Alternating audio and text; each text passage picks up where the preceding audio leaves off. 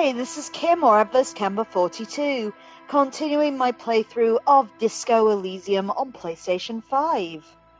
So, when we left off last time, as I just load it up, we really just fucked around a lot last time. We investigated a cursed bookshop, found that it wasn't actually cursed, it was a dice maker living in the roof, as you do. Oh, in the chimney, technically.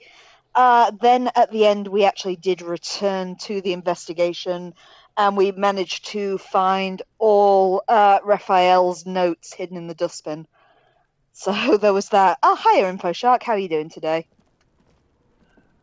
I think that's pretty much where we left it last time, see, after we raided that dumpster over there. I'm very well, thank you, Info. I'm glad you are too. So, let's try and figure out what we do next. So, there was the bookshop around here somewhere that we've already looked at. Oh, that's the bookshop on that upper level, so we haven't really been down here yet. It is getting late. I'm not sure if the game will tell me I've got to sleep at some point, but we'll just proceed until it says otherwise. This coin-operated viewer has been banged up, inoperable. The ad reads, broken window, Tibbs has windows.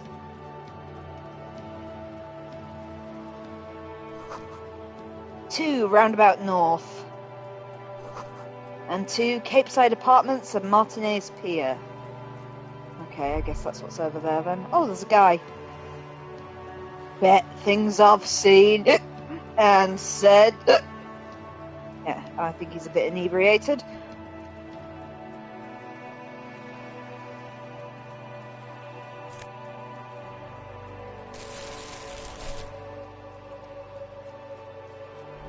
You hear the distant squall of seabirds. What's that? I'm fine, just a little heartburn. A splatter of bullet holes lines the wall. Nice. There's something just there. This coin-operated viewer is facing southwest. Its coin slot is full of fossilized bubblegum, rendering the machine permanently inaccessible. Poor little viewer. I pat it. The metal feels cold and wet under your palm. It looks unhygienic. Vandalism. I shake my head. Probably some kids. Okay, I look inside it. A thick layer of graffito covers the lenses.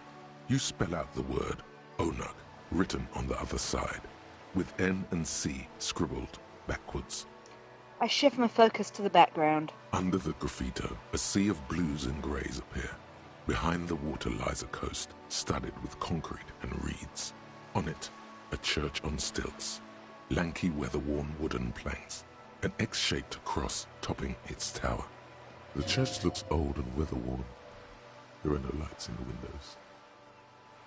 Curious. Okay, I guess that's all there is to that. See what else we got around here.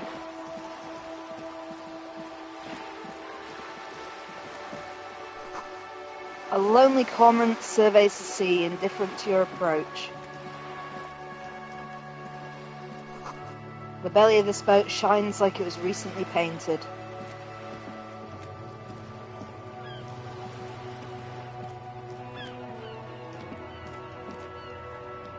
Oh, I've got to go down there, I think, to look at that one. Let's see what else is up here. Rue St. Gillisan, Roundabout North, and someone's shouting at me. Capeside Apartments. I've got a blue naval coat. Inside the frame of a motorcycle in repair and the tools used to disassemble it. Yeah, you better keep walking. There's a girl up there. Did she spill the paint?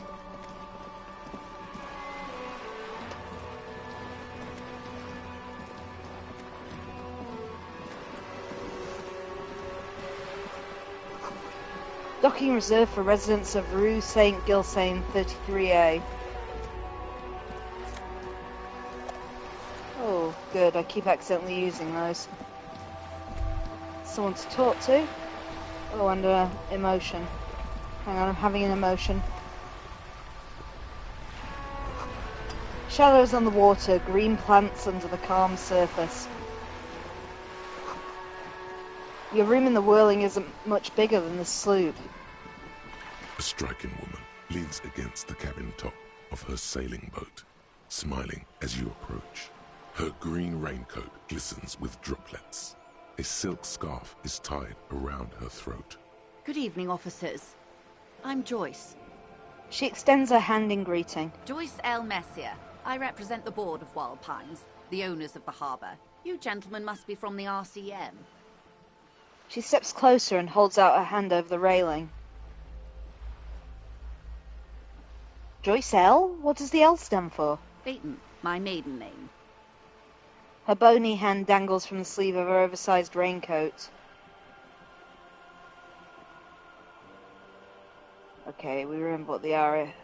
What exactly is the RCM? I remember hearing it somewhere. I meant you, the Revachol Citizens Militia, the police. What gave us away? Nothing, honestly. I've said it to every drunk in town, and you're the first one who's responded. What is implied here? That you're a drunk? I'm not a drunk, I'm a police officer. Of course you're not. It was only a joke. Of course it were. I shake her hand. I'm glad to see you here.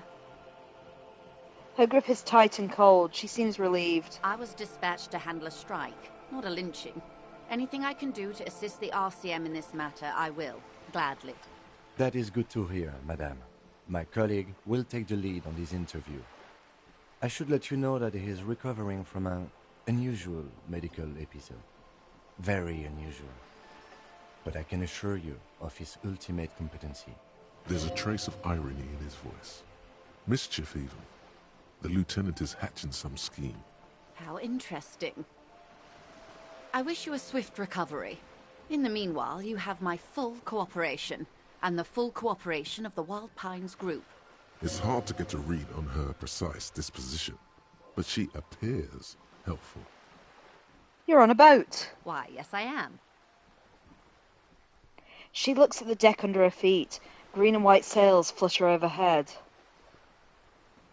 Does she have a name? The boat? No.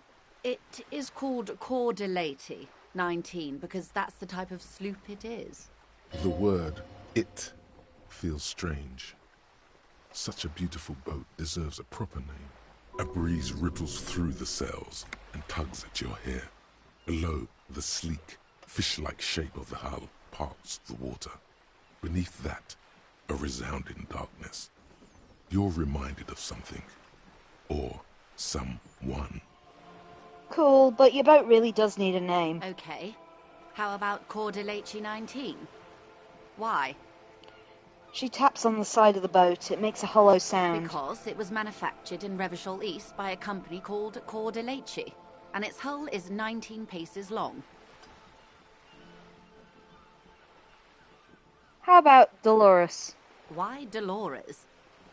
I don't know, it feels pretty. Well, it means nothing to me. I think I'll stick with the factory name. But thank you for the suggestion. Okay, but what kind of boat is it? It's a pleasure craft. A 19-pacer. It also happens to be rated for Category 1 racing.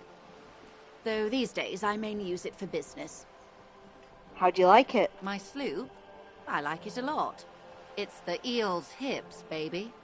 I'm enjoying this part of the interview. It has so little to do with the murder we're investigating. Kim is so bitchy. I really do, the lieutenant thinks. Is she thrown off yet? He's looking at the woman, assessing her. Do you have a license for this boat? Officer, I assure you I'm a highly qualified pleasure craft operator. The crowns of her teeth are porcelain, white as the boat's hull as she smiles. Qualified pleasure craft operator. So charming. Where's the damn license? Can I see your license? I just renewed its safety inspection last month, officers. It is completely seaworthy. In fact, it's taken part in not one, but two insulindic regattas. Even finished once. What happened the other time? The other time, I would have finished the race were it not for an urgent work matter, much like the one I'm on now. I still need to see that license, Mom. Actually, you don't. I'm pretty sure I do. I police. It is a little-known fact among those who police that the Wayfarer Act specifically denies the RCM the authority to demand anyone's operator license.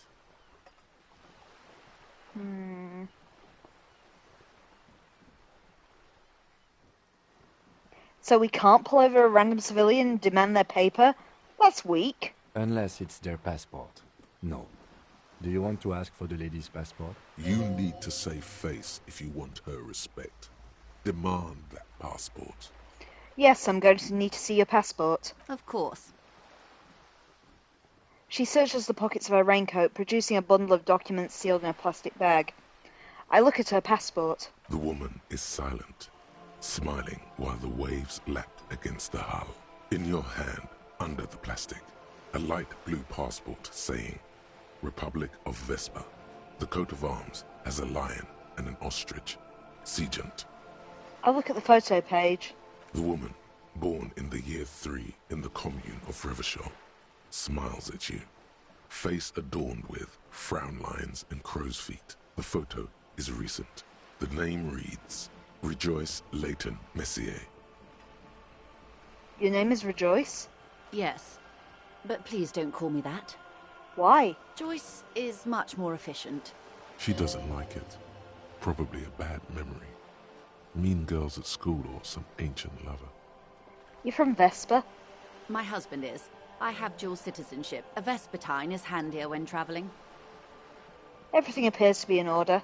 I give her the documents back. She nods and returns the plastic bag to her coat. Not a lot of people on boats, are there? Of course there are. We're on an archipelago. How else are you supposed to get around? Wait, we're on an archipelago? I look around. Yes, we are. We are on Le Caillou. Le Caillou? I thought we were in Revachol. We are. And the city of Revachol is on the island of Le Caillou. Still, I haven't seen anyone else sail a boat around here.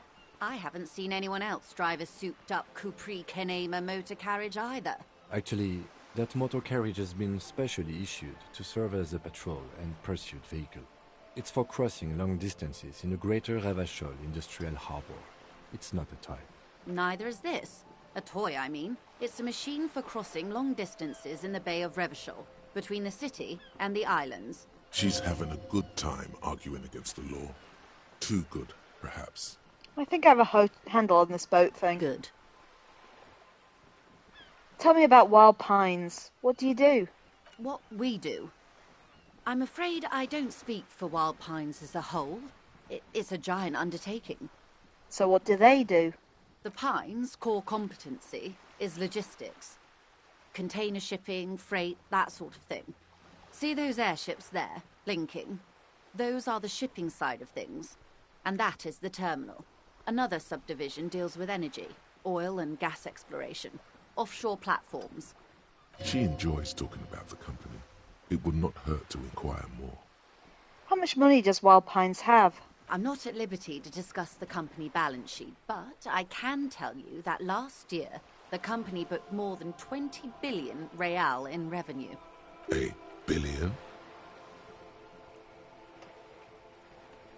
What exactly is a billion? It's a number, officer. A big one. What's it made of? It's made of 1,000 millions. A million is made of 1,000 thousands. Is that it? I thought the Wild Pines was supposed to be big time. And to think, there are years when the group books losses in the billions. A wave hits the sloop. She grasps the mainstay for balance. Wild Pines employs 72,000 people, all of whom have families that depend on their salaries. It is a tremendous responsibility. Where does Wild Pines get these billions? They started as an exploration and cargo fleet conducting trade between the Samaran and Insulindian Isolas 250 years ago, when pine ships explored the South Seminese and charted Lormantang on behalf of the suzerain. Centuries of care, deliberation, and madness have gone into this endeavor. Vessels pass through the great unrest to re-emerge with apricots in tow. The logic of the system is totalizing. It's taken everything from its employees to build it. What does such a huge system want with a place like this? I look around. You mean aside from being the terminal's legal owners, who are responsible for moving 8% of the world's cargo? 8% of all cargo in the world? That's quite the endeavour indeed. There are no minor cogs in the system. Each terminal must be accounted for, lest the entire system break. Every hiccup in such a system means thousands lose their jobs, the world over. I'm here to assure that doesn't happen. With your help, hopefully, says her warm tone. What can you tell me about this strike? Everything. Right up to, but not including, trade secrets. Wait, what if I want to hear about the trade secrets? First, you'd have to repeal the Emergencies Act of Trade in Elements. That gives me the right to silence. It's quite the octopus. An octopus? I will slay it. Good luck. It's only kept in place by the vested interests of half the civilized world, including your own. What the ma'am means is that the Emergencies Act and the RCM both get their authority from the coalition government. But I am derailing us. You wanted to know about the strike. What is your role in this precisely? I believe the official title is Senior Labour Negotiator. In practice, I'm a grocery clerk. I relay the union's demands to Wild Pines and return with Wild Pines' counteroffer. And how are the talks going? They're not. That's the problem. The union stopped all negotiations a week ago, after that awful lynching took place. Now they won't even let me into the harbour. There's a 2-meter-20 racist behemoth blocking the gates. Tell me more about this behemoth. What can I say? The union employs a giant covered in tattoos. A racist giant. I guess that's part of their big tent organisation now. How were the talks going before the lynching? Let's say I was not making the kind of progress I'd hoped for when I first arrived. And when did you first arrive? I arrived 3 weeks ago. Yes, in the middle of February. The bay was still partially frozen then. I prefer to do these things on site, like the RCM. But the strike began in December. He looks at his notes. I wasn't the original negotiator here. I took over after Mr. Gaumont hit a wall with Mr. Clare, the union boss. Mr. Clare refused to speak with Gaumont despite concessions he'd granted the union in prior negotiations. This isn't the first time the union has gone on strike? Heavens no. There have been 2 prior strikes. Both times the union won significant concessions, including overtime pay and a medical plan. This time their demands are more, I guess you could say, aggressive. What happened to this Gaumont? Mr. Clare told him to... how did he put it? She pauses to compose herself. Fuck off, midget. Gaumont is short of stature, you see. Okay then. Yes. Keep in mind, this is a negotiator Mr. Clare has worked with before, and who was more than fair with him and the union. Sounds like usual aggressive posturing. What are their demands? There are leaflets everywhere, and banners. What did they say again? Oh yes. Every worker, a member of the board.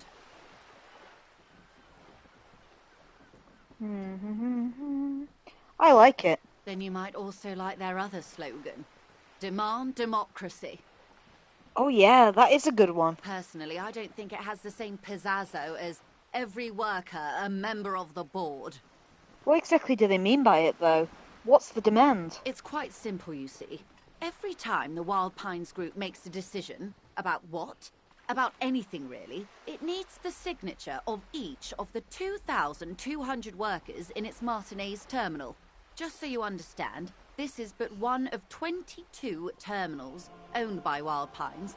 Essentially, not only are they kings of the company, they are also kings of the 72,000 employees of Wild Pines Group. The king is dead, long live the workers. That may well be. It's not up to me to decide who is king, but as negotiations go, it's not a swell start. So what are you going to do? I'm not sure. Naturally, I assume that was just their opening position, a hard-nosed tactic with a side of mockery. But there's been no follow-up, just the same nonsensical slogan repeated over and over again. And now, people are getting lynched, I hear. Behind the Whirling-In-Rags, A disastrous situation if there ever was one. Excuse me, from whom did you hear about this lynching? I first heard it from the boyer at the gates. The one whose very name advertises his aversion to work. I think he said it was, "Call me mañana." This checks out. Tell me about this union boss, Mr. Clare. Everard Clare is a man of the utmost integrity. If you can say one thing about him, it's that he always puts the interests of the workers first. Really? Of course not. Everard is fantastically corrupt. I imagine he has a thick, viscous goo where you and I have blood. Is he that bad? He is the most corrupt individual I have ever seen, and I deal with men like him for a living. If there is anyone more venal, more irredeemably nepotistic, then it's his twin brother, Edgar. Wait, there are two of him? Yes, Edgar looks exactly like his brother, except for that lazy eye. He also talks exactly like Everard does, and when one's term as foreman is up, the other takes over. It's how they circumvent the term limits, you see, with a funny little switcheroo. While in office, they've embezzled God knows how much of their workers' dues. What about the union itself outside the Brothers Clare? The Débardeurs Union was once a perfectly normal institution. 20 years ago, anyway. It must not have been easy to establish under the Emergency Act, but they did it. I can respect that. Organised labour at its best, as they say. Then something happened in the local chapter elections. The Brothers Clare came and transformed it into a... how do you say? She hesitates, looking for the right expression. A mob. The Débardeurs are a crime syndicate. Sad as it may be, I suspect we'll be forced to cooperate with them. Refreshingly honest, officer. The company has tried appeasing in the past, but I'm afraid our concessions have only emboldened Everard and his brother. She turns to you. And your opinion, detective, if I may ask? I'm a curious and talkative person, you see. Would you say the Débardeurs Union is...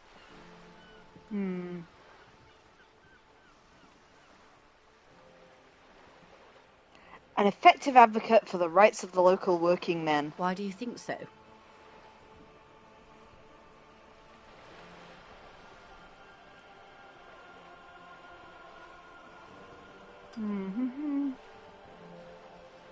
Sounds like they're all Revachol, and I'm all Revachol too.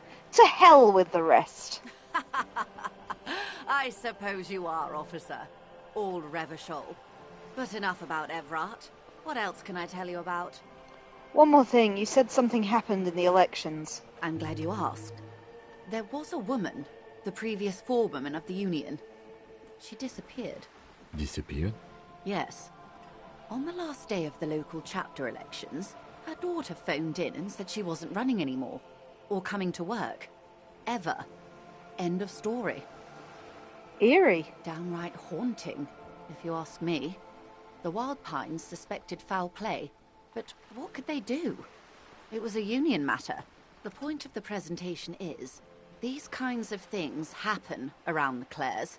Watch out when you're dealing with him. Thank you for your concern, ma'am. We'll be just fine. That's all I need here. Let's change the topic. Of course. How else can I help? What can you tell me about this lynching? Quite a few things, I'm afraid. She falls silent for a moment, contemplating something. The information I'm to share with you includes sensitive trade secrets. For the sake of my employer, I have to ask for your names and badge numbers. Of course, ma'am. We should have introduced ourselves. I am Lieutenant Kitsuragi from Precinct 57, and this is my colleague from Precinct 41. I'm afraid he doesn't have his badge at the moment. I hope mine will suffice. How curious. Why is that, Detective? Awkwardness washes over the conversation. The woman doesn't like this turn of events. Remember when my partner told you I'd recently suffered from an unusual medical episode? My lost badge is related to it. I see. So, are you saying you lost your badge during the course of this episode? I could have eaten it for all I know. I don't remember anything. This world, this city, nothing. Oh dear. I suppose this does explain some of the more curious turns in our conversation. As I said, ma'am, His technique may be very unconventional, but he is an officer of the RCM.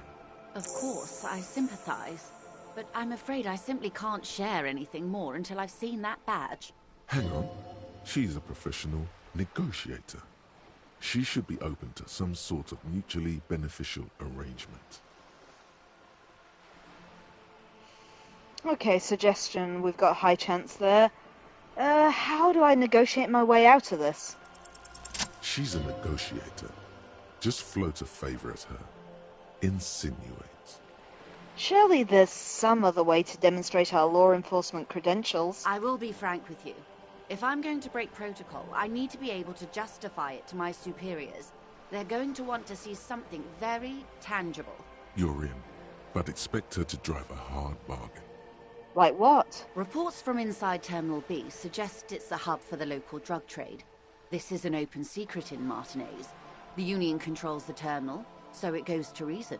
They're profiting from this trade. The company has tried looking into this matter before, to no avail. Perhaps someone with your authority and resources might turn over the right stones. Or you can recover your badge. Though if I may be blunt with you, it sounds like that may be a lost cause. Detective, a word in private before we continue. Excuse us for a moment, madam.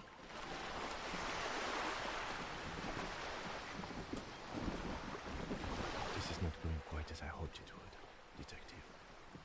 The lieutenant's voice is hushed. How did you hope it'd go? Honestly, I was expecting you to use your unorthodox technique to keep her off balance, and not volunteer us to be her henchman. Oh, so a henchman now. This woman is running circles around us. She might have known about your misplaced badge all along, or she's simply an adept improviser. Either way, we've played straight into her hands. He doesn't let it show, but there is a limit to how much the consequences of your unprofessional behavior can cost the investigation. What do you propose, that we don't investigate the drug trafficking? No. If there is reasonable suspicion, we must investigate. Otherwise, she could claim we're siding with the Union, or that we are on their take. We'd never hear the end of it. What I propose is, we ask her, then we investigate, briefly. But do not share the outcome of this investigation with her. We tell her it's done, and demand for her information on the lynching. We could just, find my badge. Oh, that would be fantastic, but do we have the time? The world is large and your badge is 8 by 6 centimeters. You could request a new one from the station, but that would literally take months. I'm sorry for putting us in this situation, but I'll handle it. I'm sure you will, Detective. Let's get back to her then. You're back. Good. What can I help you with? Okay, tell me about this alleged drug trafficking. It's quite straightforward. Someone is using Terminal B to smuggle raw ingredients from the Samar and Isola into Revachol with the Union's blessing. Wild Pines has suspected it for years. Ingredients for what, ma'am? Meth and dextroamphetamine, GBL and various synthetic psychedelics. Honestly, it might be quicker to say what you can't make from the stuff. So let me get this straight. The materials come from Samara to Revachol through the terminal? Yes. After they clear the terminal, we lose track. The actual production is taking place at various sites in and around Jamrock Quarter, north of here. Wild Pine seems to be well apprised of the local drug trade, ma'am. Do you mean to say the Union also produces the product? Sells drugs, I mean? We're in logistics. It's our business to know. And no. As far as the company knows, the Union does not produce it. They transport the ingredients for a cut. And you want us to investigate? Yes, but you won't get anything out of Evrat and the Dock Workers Union. Still, every chain has its weak link. What do you mean? The lorries. Someone needs to move the ingredients from the harbour into the city. Once they reach Jamrock, they're distributed to a network of local manufacturers, well beyond our grasp. But in transit, they are vulnerable. Perhaps you've noticed that a number of lorries are tangled in a traffic jam at the roundabout just now. Interview the drivers who are still hanging about. One of them might be waiting for a crucial shipment. I'll be explicit. If you find this driver, I will share company secrets with you. You'll be indebted to her, in a way, but one step ahead of the Union in another. Why didn't you come to the RCM earlier? We did. On more than one occasion. Apparently, there's some sort of inter-precinct disagreement about whose jurisdiction this area falls under. We know the company has launched its own probe into the Union's alleged involvement. We also know it's come up empty. It's not just the RCM. No one's been able to find any hard evidence. Well, here's your chance, officers. It's no coincidence that the lorries are stranded here like this, is it? No. We asked East Motor Track to raise the drawbridge. The road company is a partner of one of our subsidiaries. However, this is a limited time opportunity. Once the complaint has been processed by the Trade Committee, they'll have no choice but to lower the drawbridge, and the operation will continue. Thousands of litres of raw ingredients will pour onto the streets of Revachol. Not the east across the river, but the west. The vulnerable, the weary. Well, at least this solves one mystery. What is that, Lieutenant? Why I had to call East Motor Track and beg them to open a drawbridge for me. I'd wondered since I first drove in, on my motor carriage. I am sorry for the inconvenience, Lieutenant Kisaragi, but we need them trapped here. This is a unique opportunity. I'm sure you understand.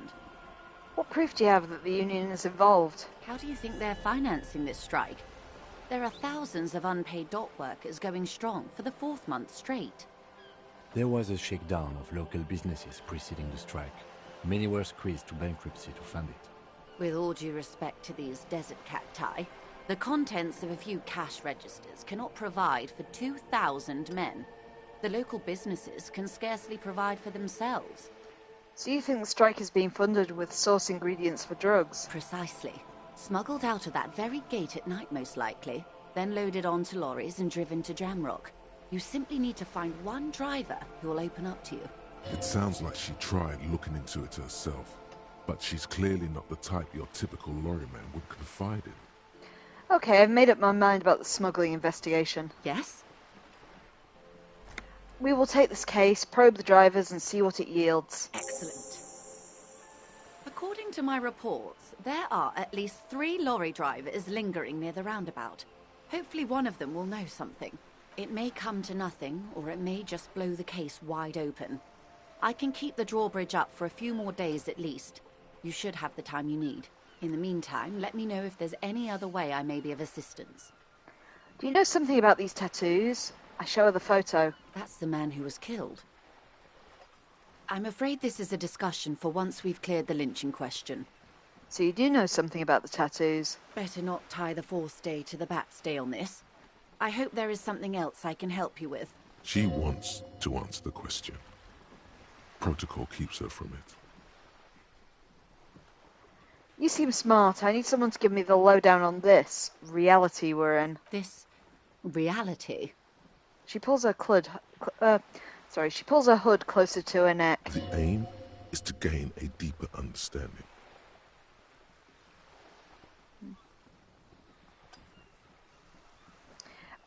It's related to the medical episode. I have trouble remembering even the most basic terms of reality. Ah, yes. The episode.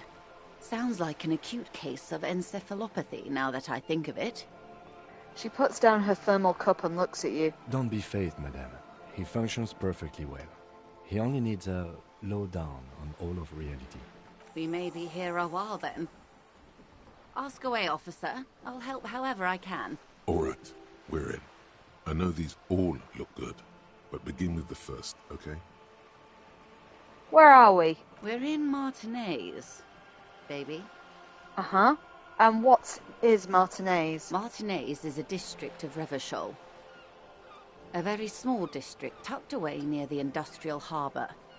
North of the 881 and Jamrock. You would be excused for not knowing about it. Unimportant, they say. Forgotten, even. Shelled to smithereens during the Revolution. It has its charms, just not this time of year. Tell me more about Martinez. I'm not a good ambassador.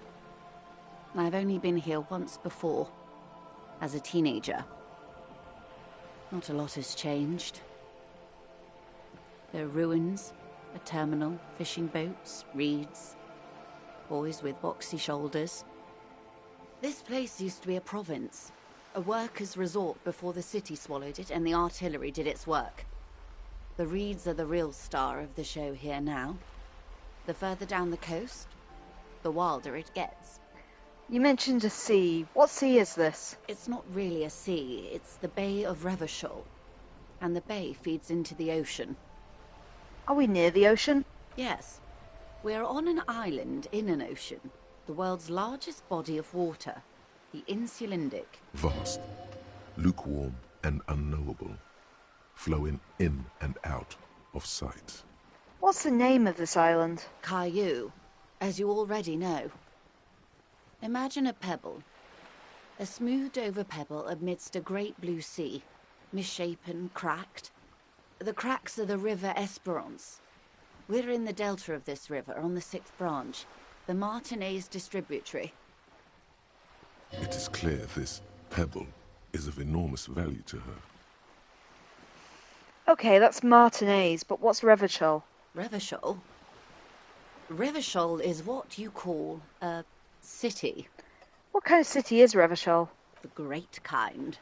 As if it's self-explanatory, beyond patriotism, a fact. What makes Revachol great? History detective. They built this city to resolve history. Our part in it, at least. Our centuries. Okay, who built the city? The nations of the Occident, or migrant workers from Seminine and Ile-Marat, depending on your creed. And when was Revachol built? In the DeLorean century. 380 years ago. And why will it resolve history? They say it's where the terrible questions of our time will be answered. The tensions are highest, the fault lines deepest. By that I mean conflicts. Ideological conflicts. The stuff of men. Why here? We are standing on a fertile, self-sufficient island able to sustain up to 200 million people. In the middle of the Insulindic Ocean, the world's connective tissue. It's where the money is.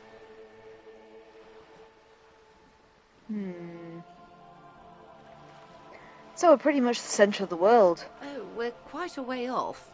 About She points across the water where the skyscrapers rise. 22 kilometers from the center of the world. That soldering iron is the bank of the world building. The bottom floors are Insiacom. Coalition government, Insulindian Mission Command. I look to the sea. Silence. She lowers her hand. The water, the light. It's as though you're seeing it for the first time. There is no recognition. Only the immensity of the sea and the cold radiating from it. We are where we are. I have no truer answer to give, unfortunately. She watches you closely as you scan the horizon. This is one thought you need to complete. Where are you? Was there something else you wanted to know? I remember something about a lowdown.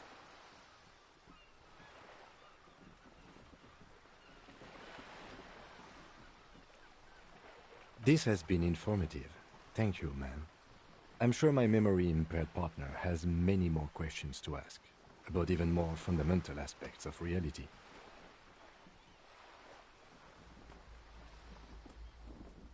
Might I suggest not asking them all right now? Madame Messier will be here later too, and tomorrow. Isn't that true, ma'am? Absolutely. My commitment here is long-term. I will know everything now. That is understandable, but perhaps it's better not to eat all your candy at once. Indeed. I'm always at your service. What times are these? These are unimportant times, Detective. You and I were born after the dust had settled. 1,000th of a second too late. Too late for what? For the big time. Her eyes light up and there's a flash of teeth. The smile of a predator. No doubt what she's got in mind. What's the big time? The revolution.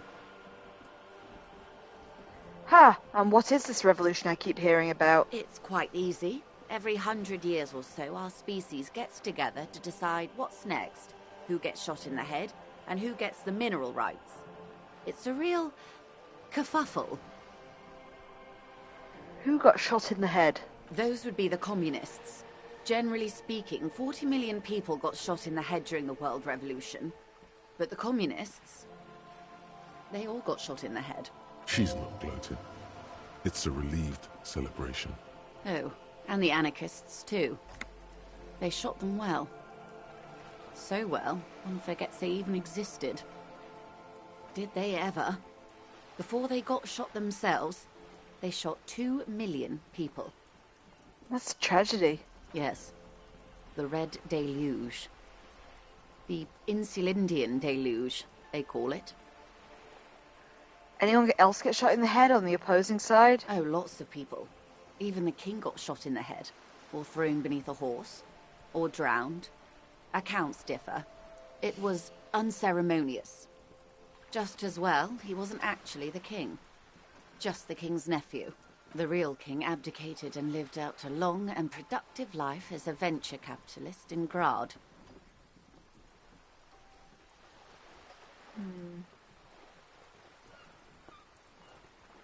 Smart king. Yes. King Guillaume had a nose for bad PR. He ran before it. What is the expression? Went down? Anyway, Gil got out alive and his nephew Frisell got shot in his place. Him and tens of thousands of his wonderfully fascist kingsmen. It was a wild time. Who got the mineral rights? The liberals got the mineral rights. And by mineral rights, I mean everything. Okay, and by liberals you mean? Liberals are usually middle-class people, Detective. Or the remaining gentry. The beneficiaries of the pre-revolutionary arrangement. Some were rich enough to stay with the Constitution, with monarchy. Big mistake. Others bet on the revolution. They were called the ultras, or ultra-liberals. They fared well. How did the liberals win it all? They didn't win so much as survive. We were the last ones standing when the war ended. Everyone else got shot in the head, remember? We. She's one of them. Of course. If everyone got shot, who was there to surrender to? To foreign intervention. The coalition. Those people really took the mineral rights.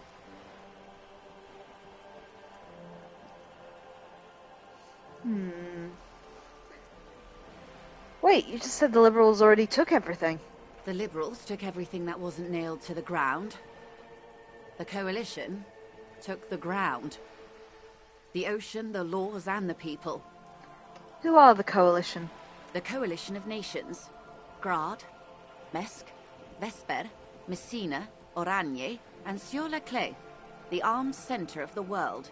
They landed here and ended the revolution. It was the moralist thing to do. There is bitterness in her voice, tempered with understanding.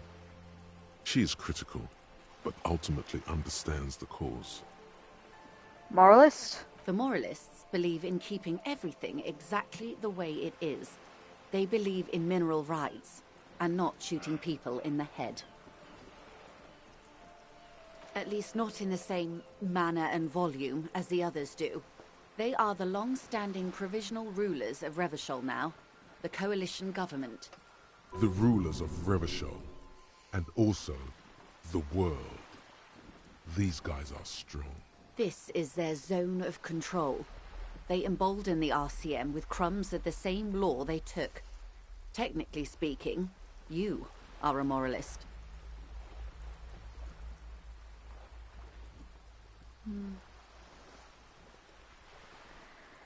Not just technically, practically as well. I like what I've heard about these people. A devout man of the center. Hard to come by. It's good to have someone who takes a moderate approach to head shooting. In your line of work, I mean. When was this kerfuffle? The turn of the century revolution? Don't answer it. It's a trick question. The revolution began in '02 on the Isla of Grad, though by the end, nearly the whole world had gotten involved. Who started it? It wasn't a who, but a what. A pandemic of Zarat, a particularly virulent prion disease, which the authorities in Grad proved unable to contain. Then Marzov came along and overthrew the government. It made people overthrow their governments. Wow, really? Of course not. It was a highly infectious microorganism that destroyed brain tissue. The actual causes of the revolution were material. The pandemic only provided the spark. Where did it spread from there? From Revachol and Grad? Not far. The world managed to cauterize itself.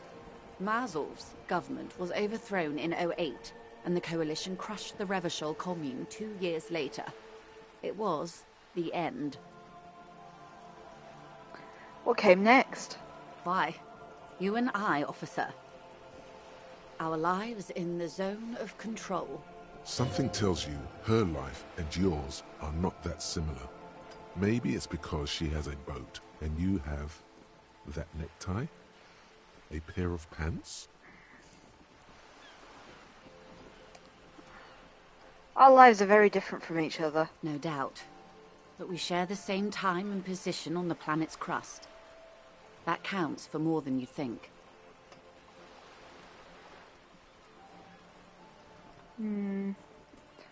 Sorry, just looking at my cats there. What is the zone of control? A city-state divided into free market zones under the everlasting interregnum of the Coalition of Nations. And you, of course, the citizens' militia. The clatter of typewriter keys fills the main hall of the reappropriated silk mill. Precinct. The zone of control is the third incarnation of Revachol, after the failure of the suzerain and the commune. What happened to the rest of the world? Modernity. They developed the marvels of the inter-eastlery communication. Telematic milieus, radiation, coloured plastics. Meanwhile, in Revachol West, the aftermath continues for the 5th decade. It's been like this for how long exactly? 43 years. Hard to fathom, I know.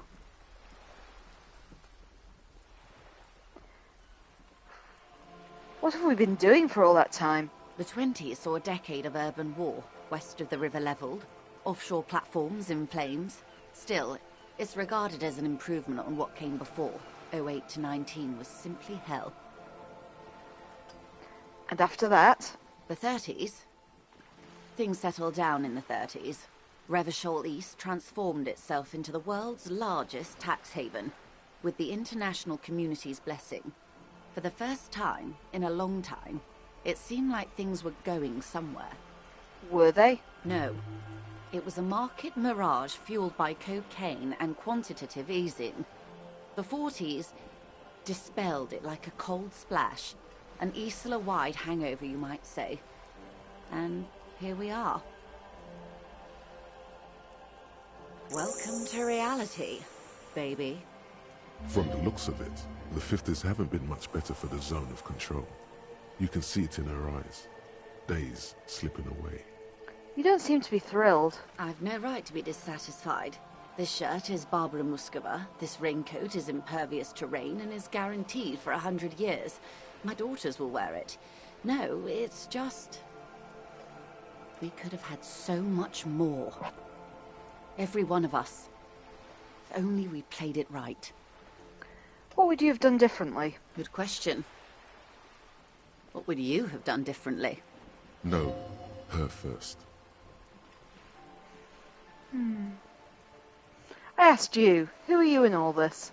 And I asked you, past-less detective of the citizens' militia, what insight has acute encephalopathy given to you? Here's some wisdom, lady. Say the death thing. I would have thought that a medical solution sounds like Tazaroth drove all those people mad. A cold creeps up your spine, reaching its tendrils up your neck. So a quarter of humanity simply lost their minds. And how would you stop a prion, a complex folding protein, unlife, with the technology 50 years ago.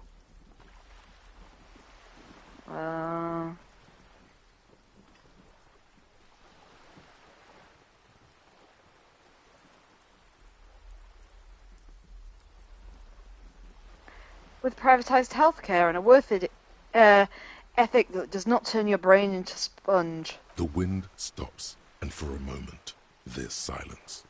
The charge dissipates into the dark water. All is quiet on the Martinez inlet. It's all yours. A poor remedy for prion disease. That was the attitude of most of the more moderate Indo tribes, particularly those who supported the king. Kupri, Resplendent, both gone now. Those that survived mended their ways. They're all ultras now. Opinions expressed here do not reflect the official position of the RCM. And what is your official position, Lieutenant? There is curiosity there that goes unnoticed. Kim takes a step back, absent-mindedly. My position, ma'am? My parents got ripped to shreds in the revolution. I would have gone the same way. I was saved by being 2 years old. That's my position. The abattoir. Understandable. That's enough about the times. They are what they are. Who knows? An afterbloom may yet come. Anyway, enough sentimentality. Is there anything else you want to know?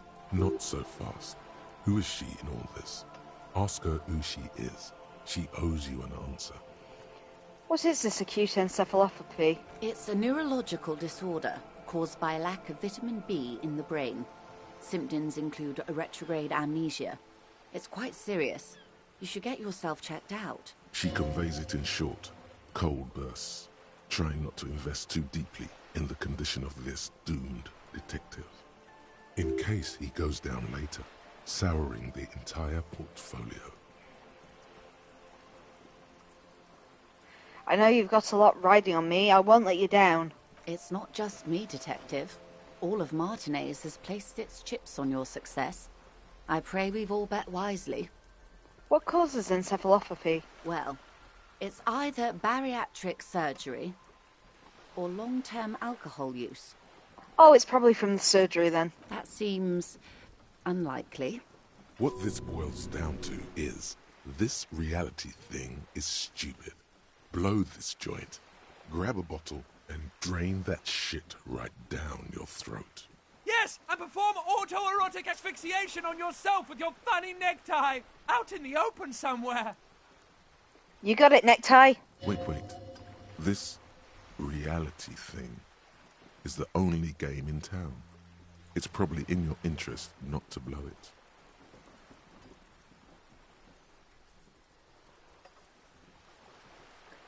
Wipe that urge from your mind and get back to reality. She stares at you, head tilted to the side, with a slightly concerned look on her face. Okay, let's try the next white check. With a spreedy corpse. What am I doing? What is... I think of something close to me. 6 kilometers southwest, in the Valley of Dogs, Junior Officer Chad Tilbrook takes aim at a rabid black dog licking its wounds in the grass. To his left, his partner, Emil Mullins, whispers, "You heard what happened to Tequila Sunset in Martinez?" "Yes, he lost his mind," Tilbrook answers, fingers on the trigger. "Don't worry, Emil." He pulls it out slowly. Slowly now. He'll find it again. We always do.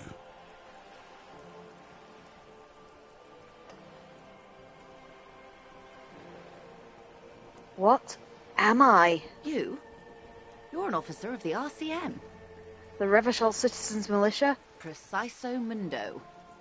Good. And what is the Revachol Citizens Militia? Nothing more nor less than the de facto law enforcement body of post-revolutionary Revachol, Detective. Yes, we are the Revachol Citizens Militia. Are we? We are. You said de facto.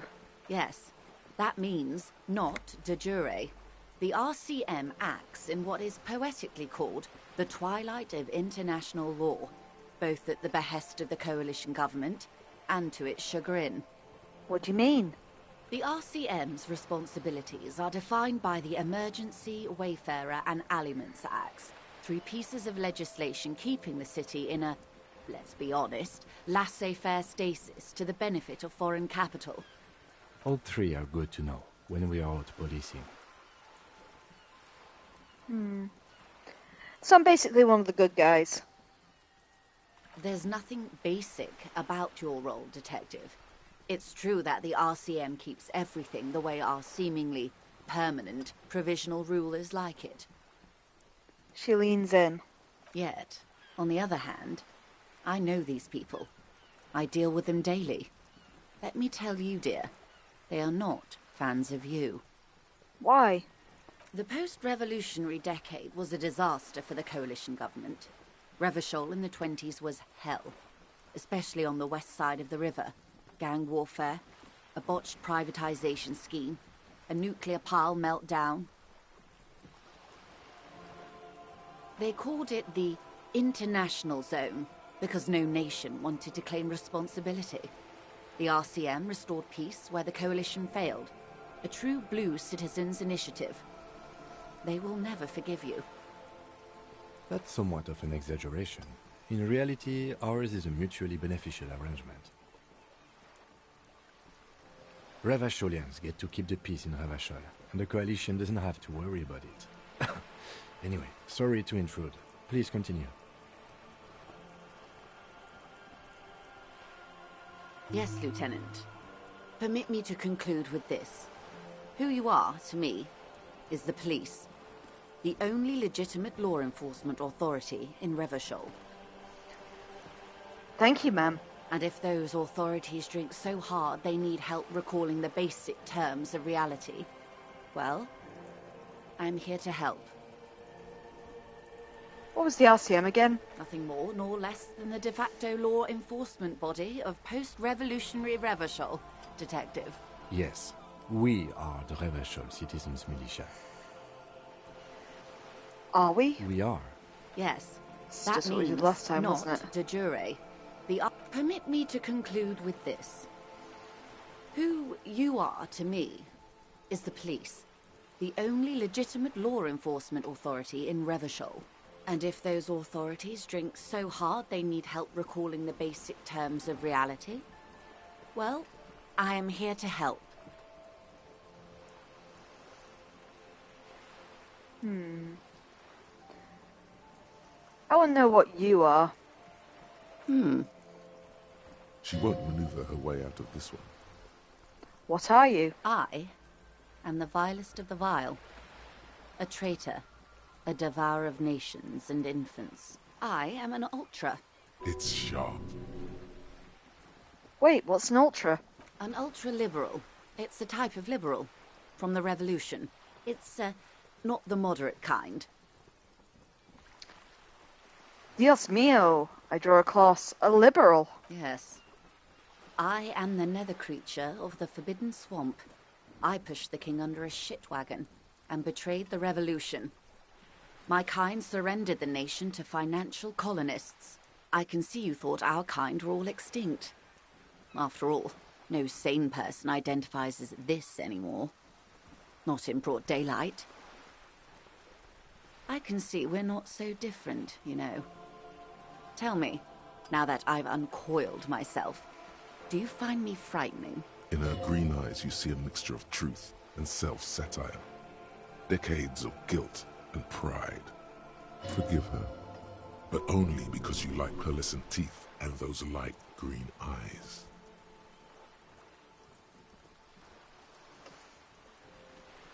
I forgive you, but only because you're charming. A devil, who being of great charm and guile, sneaketh into the homes of the godly. Beneath her waterproof raincoat and silk shirt is a body imbibed in numb 12 perfume. You are suddenly and intimately aware of it.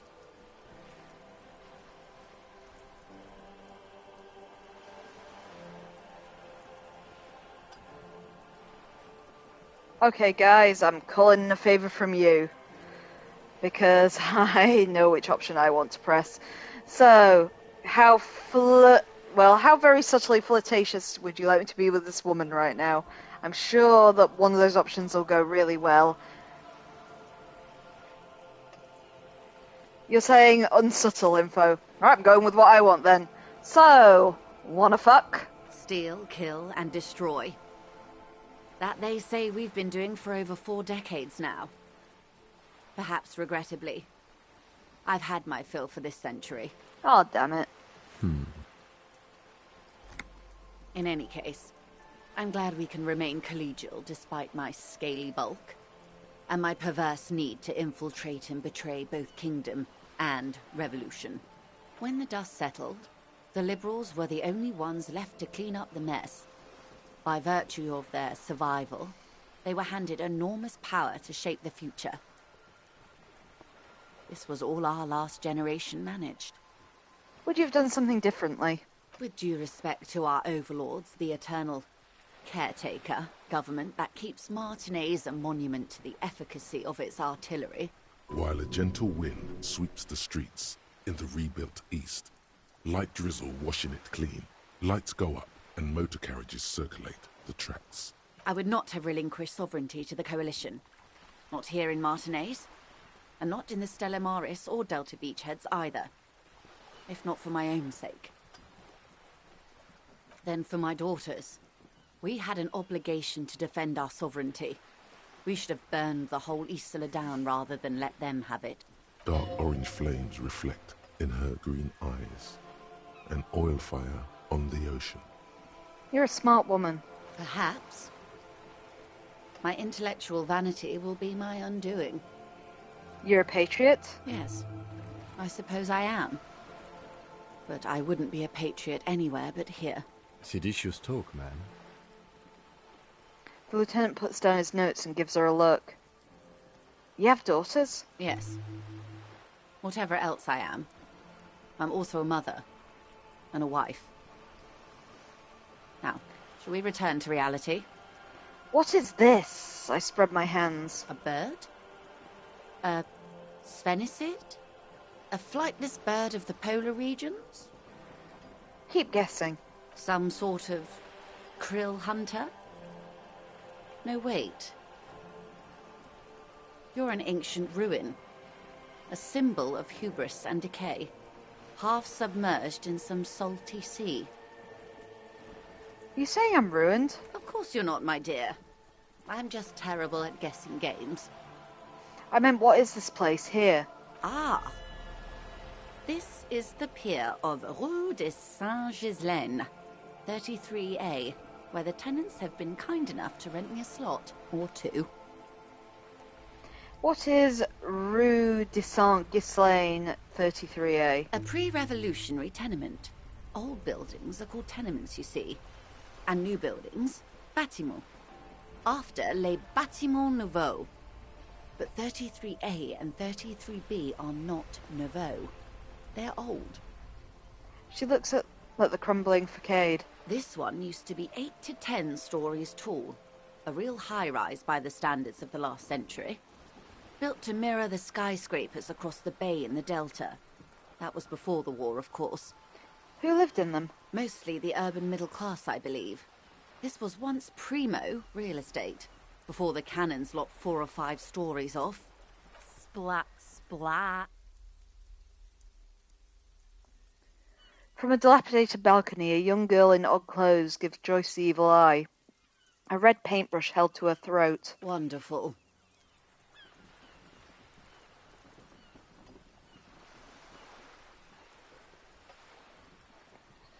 What is that? Point to Cindy the skull. The girl in the old lady rags. Yes. Looks like a sullen and rebellious member of a teen infraculture. Infraculture? Yes. You and I belong to the supraculture. We're common, the herd. The music on the radio, the food in the chain restaurant, those are all too popular for the girl in the old lady rags. She prefers a fantasy world, an infraculture with its own dress code and vernacular. It is an illusion, I'm afraid. There is no refuge from the supraculture. Okay, now explain the same thing. but to a child. Young people who dye their hair funny colours and wear old people's clothes are stupid, and their little rebellion is self-defeating. All right, what next?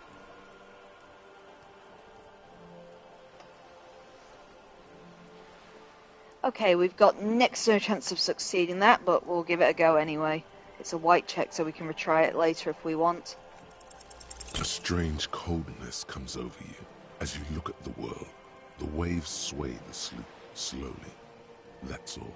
It's on the tip of your tongue, a doubt of sorts, already in your head. But it's not fully formed yet. You have to wait and return to this later, once the jamais vu thought is complete. That's all for now. Glad to have been of assistance. The little that I know. Anything else? You seem rich. Can I have some money? Is what you want to say, but it isn't that easy, is it? Wait, why not? Look at that lady. Take a gander. Squint your eyes, bub. What lustrous hair. A well-kempt, yet tastefully short bob of dark hair. Despite the first hints of grey, she's elected to keep it au naturel, shaped into a permanent wave, late 40s style, while dull orange pearls hang from her earlobes, red from the cold. Her light green eyes scan you, full of knowledge and worry. Wealth and all its possibilities. Yes, so? Now look at you, you misery-clad simian, barely able to tie your own laces. Your armpits are lakes. A scythe of booze precedes you. Your hair sticks to your forehead, and your underwear feels uncomfortable. You're poor. Poor as balls. You can't ask this person for money. You're too... What we got? Ashamed, I'm not ashamed. What is this feeling? I'm a goddamn working man, I'm not ashamed. As I should be. I'm a goddamn working man, I'm not ashamed to shake this leech for some dough. You think your little communism protects you from this feeling? No. The more demeaning it is to grovel at her feet. Oh God, the lieutenant is here too. Do not dishonor the force. As I was saying, if there's any way I may be of assistance, please don't hesitate to ask. Okay. Bullish and medium. Can I have some money? Voila, you're doing it. Really put your back into it. Yell it from the top of your lungs. Can I have some money, ma'am? Of course. How much do you need? She's surprisingly nonchalant about this. Could it be that she somehow knows more about your predicament than she's letting on? Okay, let's be realistic. Let's just go with the 30 real. That's what I need for my room. That's a good sum. Not too small, not fantastically large. She reaches into her raincoat and pulls out a zip bag.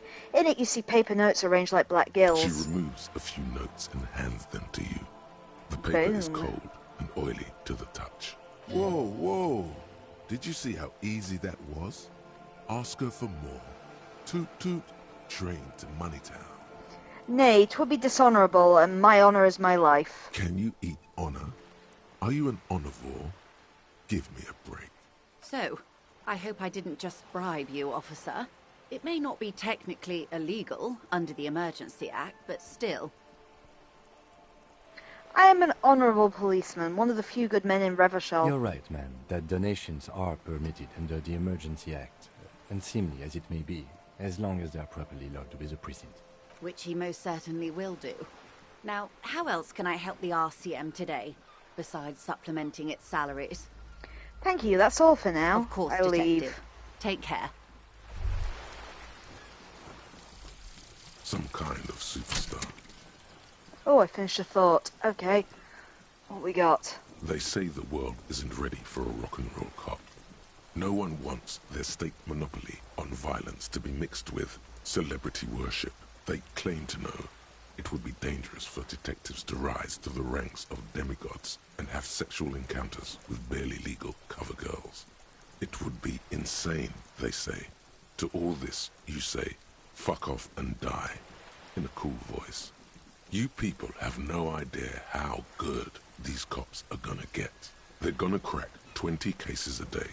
In the future, cops will be like astrophysicists, or prime ministers, or prophets. And you're the first one. Nice, I'm a superstar. Okay, let's equip some new ones.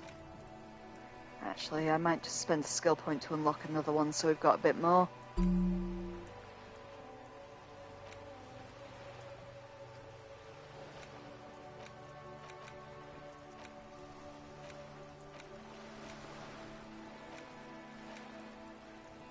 Okay, which ones haven't we done? We haven't internalized that one. We might have to take one off to do another one.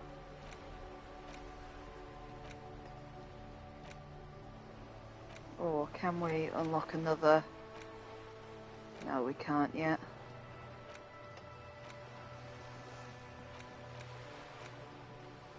What am I? Let's try to remember what my... Oh, there's my bonuses. Learning cap perception raised to 5. Speed gives 1 psi. Okay.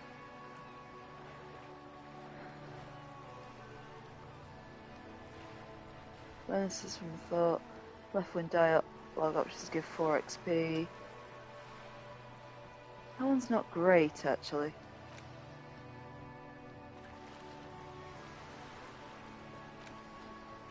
Let's see if we can... Whoa. Oh, I need skill points to forget things. Okay. We'll leave as is for now then, and just start leveling the next one.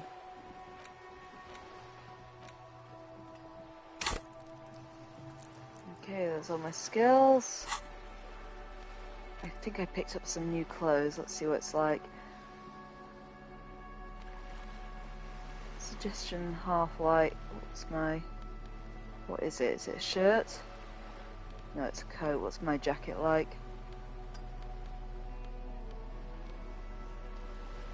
My jacket is esprit de corps. Okay, might as well put that on in place. Oh, that's trendy.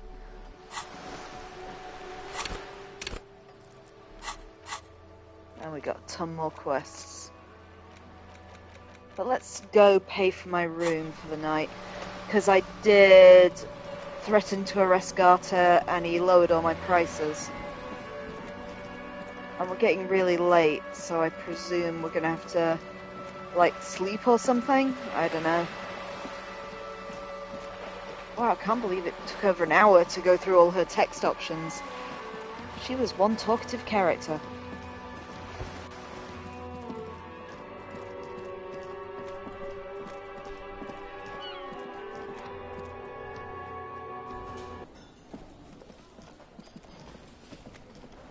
Ooh, there's a lot more people here now, but first...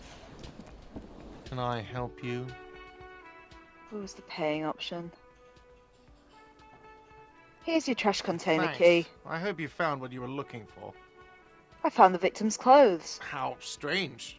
I certainly didn't put them there.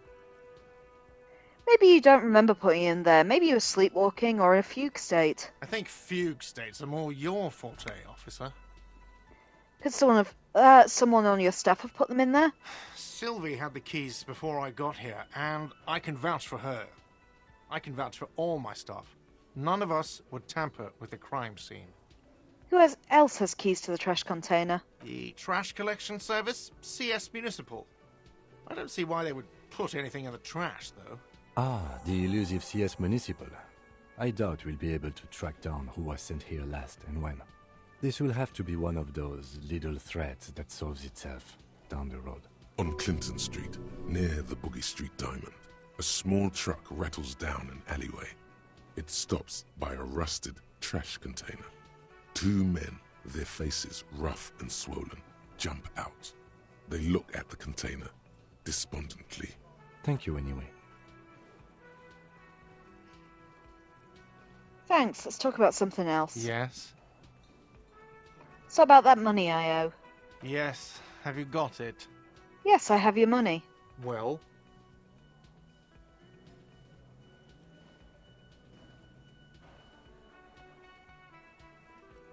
Let's be nice to him. Here it is. Sorry for the trouble. Great. Thank you, officer. That's all I wanted.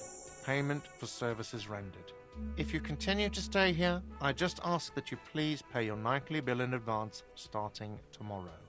He's not sorry about his behavior for your sake. Now that you have money, he really wants to make sure you're not angry with him. I'll unlock the electronic lock to your room. All the doors lock automatically at 9 p.m. Please pay for each night in advance starting tomorrow. 20 real per night. I'll take a room here too. Of course. Always happy to have officers from the RCM as guests. Anything else I can do for you? God, I saw another thing at the Whirling. Another thing. Great. I love those. Oh no, looks like Yes. we don't have anything more. I need a drink. Can you pour me one? Do I have a shaker in my hand? Is this a shaker? He sounds irritated. You sound irritated. Why? All I want is a drink. Am I wearing a little bow tie? Am I wearing a bow tie and doing this? He shakes the imaginary shaker furiously. Am I smiling? Do you see me smiling and shaking my little shaker? No. Do you know why? Why? Because I'm not a bartender. I'm a cafeteria manager. Is there anything else you wanted? Play it calm. This man needs to understand you need a drink to help the community deal with police stuff. I am an alcohol-operated detective. If you want me to clean up the dead body and solve the case, then you need to insert alcohol into my mouth. Oh, well, in that case, let me pour you a nice, big, refreshing marinella. Do you want that out of a glass or a pineapple? Pineapple. Don't be an imbecile. I'm not going to serve you a marinella. I have work to do and broken things to fix. If that was all, I'd like to return to it. We don't want to sing the karaoke, I don't think, until we find that Son Sen song. Hey, so we've been monitoring you internally, and now we know your copper type.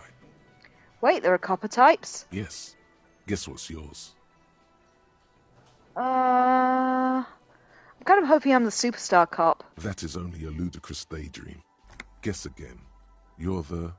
Cool cop? No, you're the sorry cop. The cop who's sorriest. Let's make it official then, shall we? Yeah, why not? Huge lack of enthusiasm going on in here. Won't the other copper types be jealous? What? Jealous of the sorry cop? I think they'll be fine. Don't worry. Nah, I don't want to be sorry cop. We'll try again later. You know, I'm actually not sorry. I changed my mind. No, you don't. Come on. You'll be back to saying sorry in 2 minutes. Stop wasting time and begin the repentance. No, I'm really not sorry. Fuck off. Wow. Okay. Fuck off. Maybe we were wrong about you then. I'm not going to be sorry. We want to be a superstar cop. Hi, Kim. We should think about calling it a day, maybe. The nights are still miserably cold this time of year. Yes, and my hostel room calls. We can pick up where we left off tomorrow morning. Gotta remember to interview these guys tomorrow. But anyway, I want to keep looking at my archetypes. Let's buy another one so we can try another one. Okay. What haven't we tried? We had a few different ones. Oh yes, we have that one, the 15th Indoc Tribe. Let's get learning them.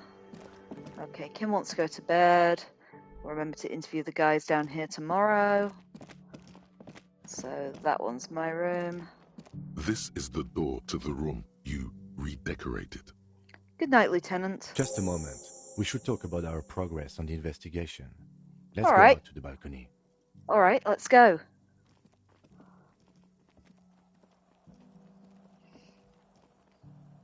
The air outside is brisk. The lieutenant is silent for a moment. He listens to the traffic hum. Then, Now then, we should talk about the investigation.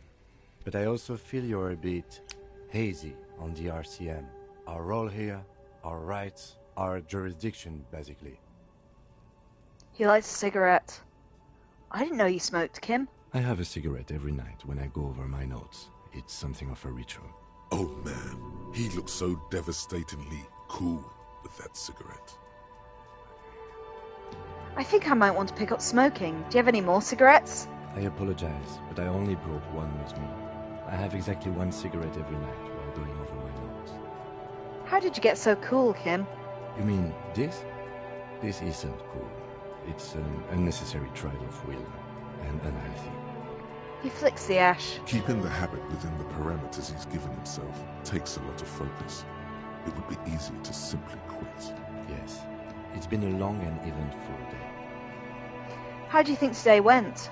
Well, we inspected the victim's body, so that's good. It was not easily approachable in that state, but we did it. Our inspection could have been more thorough, as it always can, but we have some leads we can follow up on. The body is still hanging from that tree, which is unfortunate. And there's still much to do at the crime scene. He is not particularly satisfied with your progress, but he doesn't want you to feel completely discouraged. Probably out of fear that you'll just give up and keep drinking. It's all part of the plan, starting from the outside and working backwards towards the scene of the murder. It's not my job to evaluate your methodology, officer. I'm just going through the facts. As for the interviews, we weren't able to find the union leader, Claire, much less interview him. So that's on the to-do list for tomorrow. We tried to interview the Wild Pines rep, but she asked us to do something for her first. Fine, so be it. I have a feeling Joyce knows how dangerous the situation really is. We have to get her to talk to us. He purses his lips. Above all, though, today was exhausting. What's with all the running? You run a lot. Is that a standard Prison 41 practice? I have a really good theory about why you're running so fast, son. Just you wait until we get up tomorrow. Yes, it's part of the Jamrock Shuffle. Alright, but... And forgive me, this has been bothering me since this morning. How have you managed to run around all day wearing only one shoe? I couldn't find my other shoe and I refuse to wear shoes that aren't as cool as the shoe that I'm wearing. Well, there seems to be a shoe that is a match to the one you're wearing further down the balcony. Perhaps you can collect it when we're done talking. He's right. There it is, green and shiny under the glowing whirling window. The sky above is dark and the lights sparkle. Imagine how much faster you could run wearing a cool patent leather shoe on each foot. He smiles suddenly. So what are our powers exactly, the RCM? They're quite limited, actually.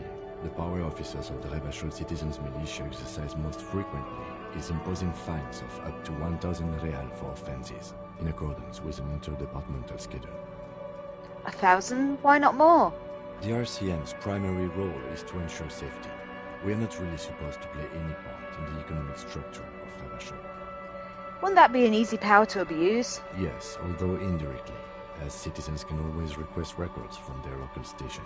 Officers of the RCM have been known to take bribes of less than the prescribed fine amount. It undermines trust in the RCM. Okay, what else? We can arrest people, of course, but rather than bringing someone in directly, it's preferable to serve a station closely. It prevents confusion and overcrowding. Wait, how can you be sure the arrestee will show up? You can't. Those who don't show up become fugitives, though, and have fewer legal rights when they are eventually caught. It's about power projection. Thus far, they seem to mostly show up. When power calls you, you come. But power itself is a fragile trick of perception. I see. And if someone resists? We are permitted to use whatever force we deem necessary, even lethal. Wait, so if I kill someone while on duty? You have to supply compelling evidence for why it was necessary to use lethal force. In these cases, your partner is usually your witness. Not a good position to be in, by the way. Internal Affairs handles these cases thoroughly, by cross-examining you for inconsistencies. It is hard to cover for anyone, which is for the best. Have you ever killed anyone, Kim? Yes. The last time was 4 years ago. He says it matter-of-factly and moves on. Have I ever killed anyone? That's an improbability. Perhaps even impossibility. I probably have. Precinct 41 is known for a higher than average rate of police violence. He's not judging you. He's respectfully acknowledging the difficulty of working in your precinct. What happens to people we convict? We don't convict. We arrest and send them to coalition government courts in Courant and La Delta. The prosecution works off our testimonies and records, which is why it's paramount to keep them. He taps on his coat pocket where he keeps his notes. And it's the coalition government that makes all these rules? And the moral intern, more broadly, but yes. The moral intern? What's that? The Moralist International are the world's largest political organization. You know who they are. They have been running this place after the revolution failed. If I didn't know, then how would you describe them? They're a union of center-left and center-right parties across the Real Belt. Our coalition government is just one of its many projects. They also run the ICP, EPIS, most intergovernmental organizations in the world. What do they believe in? What do they believe in? They are Dolorians. They believe they continue the humanist project set forth by Her Innocence Dolores Day 4 centuries ago. Others say they are just technocrats. What is their symbol? Interesting question. It's a blue forget-me-not. Their motto is love, compassion, self-discipline. I think you can gauge what they want you to think of them from that. Something ominous. Something even a little feminine. But in a strict manner. Who was Dolores Day? A historic figure? The author of the modern age? You will have to look elsewhere for opinions. The subject of humanism is too abstract for me. For you, she is something painful. Though it's hard to say why. What do you think of them? The moral intern are a fact. I try not to have opinions on facts until they change. And it doesn't look like that's about to happen. It is more than that. There's some kind of affection in him. You like the moral intern? Yes, I did, when I was younger. In my 20s, I considered myself a moralist. A blue forget-me-not, a piece of the sky. They're not all that bad, but the years have changed that. I don't know what I believe in now. No, I believe in the RCM. That's enough for me. I have an opinion on the moral intern. Do you?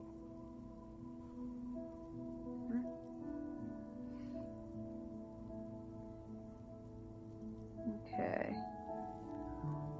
Whoa. I can be a bit right-wing there. Okay, let's try the first one. Things are bad out there. I point to the city. We need them here, giving us the right to police Revachol. In fact, we would need them even if you didn't think that way. We are in what is called the twilight of international law. The laws we claim to enforce come from the MI. Without them, we are simply vigilantes. Maybe we should make our own law. Spoken like a revolutionary, not a cop. But hypothetical aside, in Martinez we already are vigilantes. At least the Union thinks so. I expect our job here to prove quite challenging. He looks at the roundabout. The lights of the orphan district are reflected in his glasses. The red and golden orbs of the motorway sliding like pearls on a string from east to west as Revachol commutes back to the suburbs. Tomorrow is Tuesday. Monday is over. I say nothing. I just look into the night. The dying lights of the city shimmer below. Slowly, like luminous clouds, they pass on his lenses. The lieutenant looks at his slim cigarette, contemplating the next drag. This soldier is the highlight of the day for me, he thinks. This little stick right here. They really don't like us here. And the mouth on that kid, Kuno. It's different in land, in Jamrock, in the GRIH. He pulls on his cigarette. Why are they like this? It's our fault for leaving this place to the dogs, to the Union, to the company, not daring to come here more often. This place has fallen between the cracks, the jurisdictions of our 2 precincts. And in Jamrock and the GRIH? We run this city. West of the river is RCM land. He looks at the dark silhouette of the equestrian monument cutting into the night sky. It's incredibly hard. Human beings are But we are in control, and it's worth it. The organization works. Our systems work. If they didn't, the city would disintegrate. I hope our investigation will improve the situation here, or at least do some good. Me too. But I wouldn't count on any drastic changes in our lifetimes. Thanks for this. Yeah, it's getting very cold now. Let's go. He puts out the stub of his cigarette and looks to the door. Okay, let's get that shoe.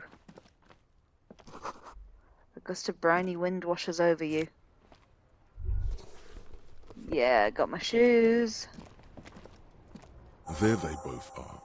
Two identical shoes, both copiously green and indiscriminately snakeskin, reunited on your feet. Wait, these do not look like normal cop shoes. It's pretty clear a normal cop is not what you are. How do they fit? Good, they're balanced, comfy. Feels like the only good thing about you right now, truth be told. The smell of the sea makes you dizzy. Okay, let's head in. Oh, we can level up a skill. Come on, guys. This is your job. Remember, anything that has like a little clear diamond in it, we can level up. So pick my next skill for me.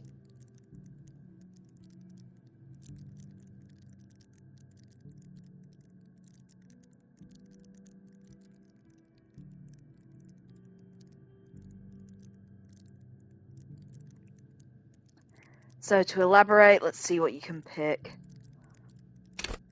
Inland Empire over there's my main skill, but you can basically have anything except rhetoric or drama if you want to pick my ability for me. What you fancy? I mean, I've got a few that I'm quite enjoying at the moment. I like Inland, I like electrochemistry. I quite like Shivers wherever he is as well. There he is. Now you're gone quiet when I actually ask you to do something. Oh, info's saying go for Shivers. Okay, let's give Shivers a point. There we go. Raise the hair on your neck. Tune into the city. What we got next? Oh, that's 'cause I found my shoes, isn't it? That's good. Yep. Also, so far so good. So let's go to bed. See you in the morning, Kim. The window stands broken in its frame. Cold wind blows in. The shards face outward. Whatever broke this window came from the inside. Did I break it with my own hands? I look at them. A fine web of scarring covers the back of your right hand, but none of it is recent. What did this then? More likely a projectile than a held object. There are no fragments on the floor from pulling a tool back in after impact.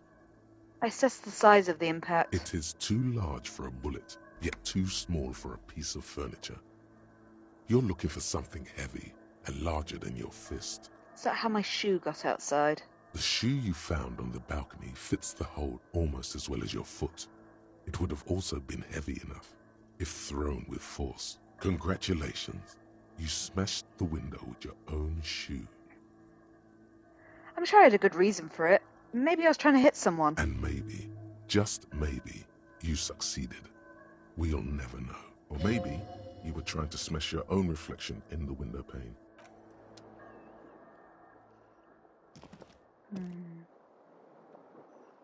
Okay, what we got? The bed is cold and not particularly inviting, but it's yours. The sheets look awful. The option to go to sleep becomes available every night after 9 p.m. I crawl in. The sheets feel at once coarse and clammy against your skin. The bed sags beneath your weight as you stretch out and finally close your eyes. And then sleep. And then sleep doesn't come. But I want to sleep. Obviously, you're in bed with your eyes closed, but it's not happening. Why? Maybe it's the bed's fault. I checked the pillow. Its synthetic filling has separated into hard lumps. The pillowcase smells oddly. I checked the blanket. It barely covers your toes, stretching over your soft belly. This is your body here, intimate and warm, breathing. Under your thrumming eyelids, you see a dizzying array of colors. You won't get off this carousel quite so easily.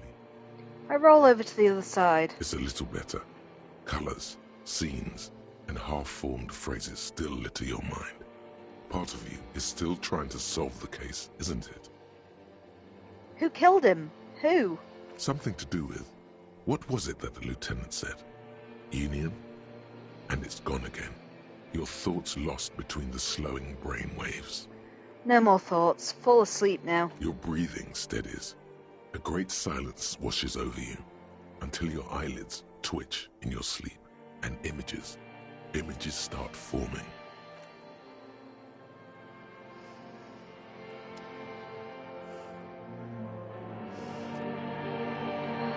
Oh, we got dream. I guess we're heading to the body.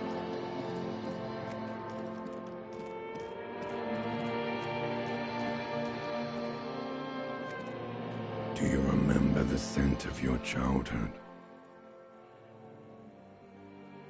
What is this? What it says on the can, Harry. Answer the question. I was born in a hospital where people usually go to die. You're not kidding anyone, Harry. You don't remember shit. Tell me, do you remember your wife's hand on your face?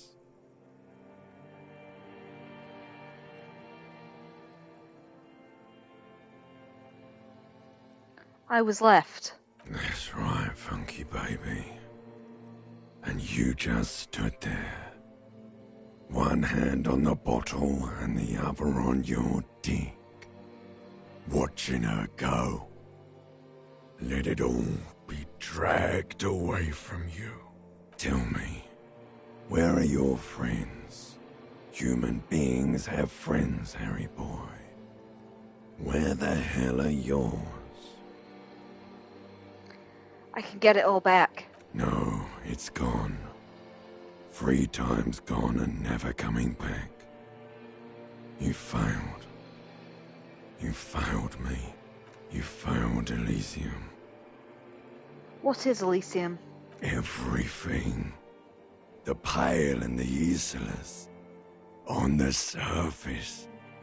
The outer magnetosphere. Burning, furious truth.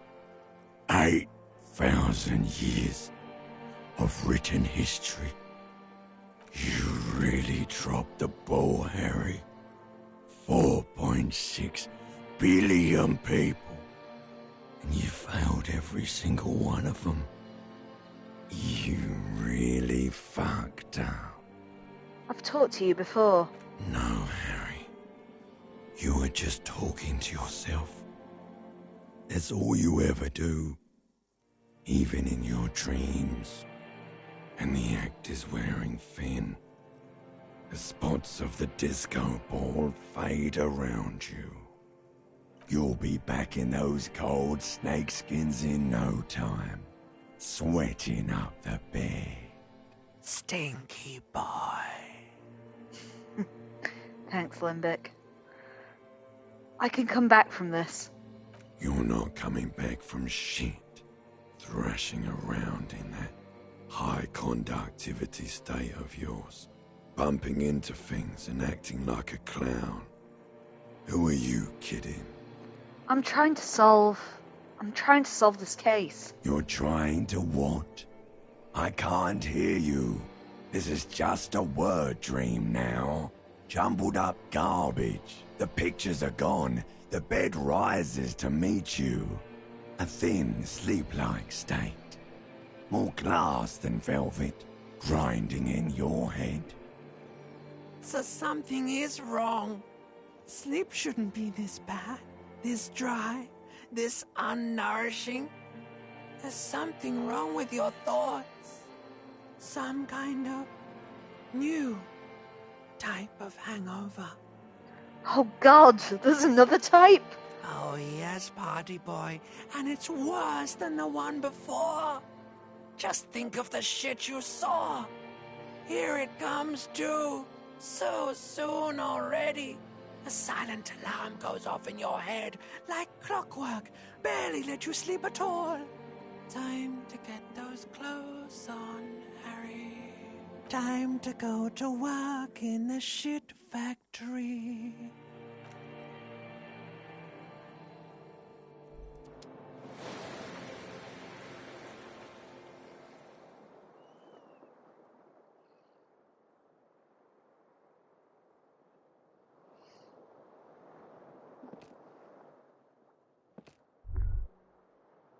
Good going, buddy.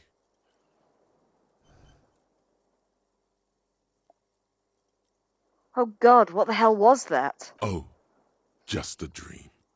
You have ones like that all the time. You feel even worse this morning than you did last night. What the hell is going on with me? You mean, why are you so tired? Too tired and down to even think? It is worrying, isn't it? You can't be a detective like this. Detectives need to be able to think. No, that's not it. Really, I feel super good. That's not really true. Your heart has finally pumped all the speed out of your system, Buster. Time to get some more. Don't do that. Stay strong. The hangover will wear off. You don't need to keep doing this to yourself.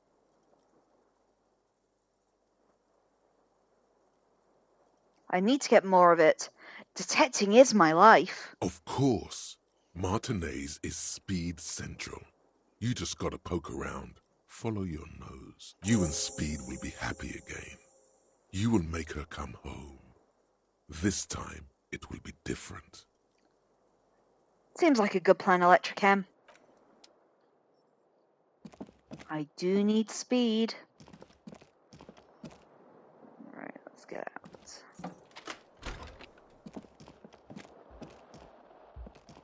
See if we can find Kim. And see if anything's changed downstairs. Can't remember which one's Kim's room, actually. I think he went into that one. Nah, we can't break in.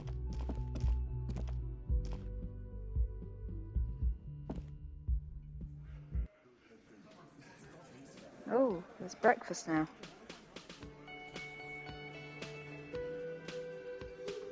Oh, there's Kim.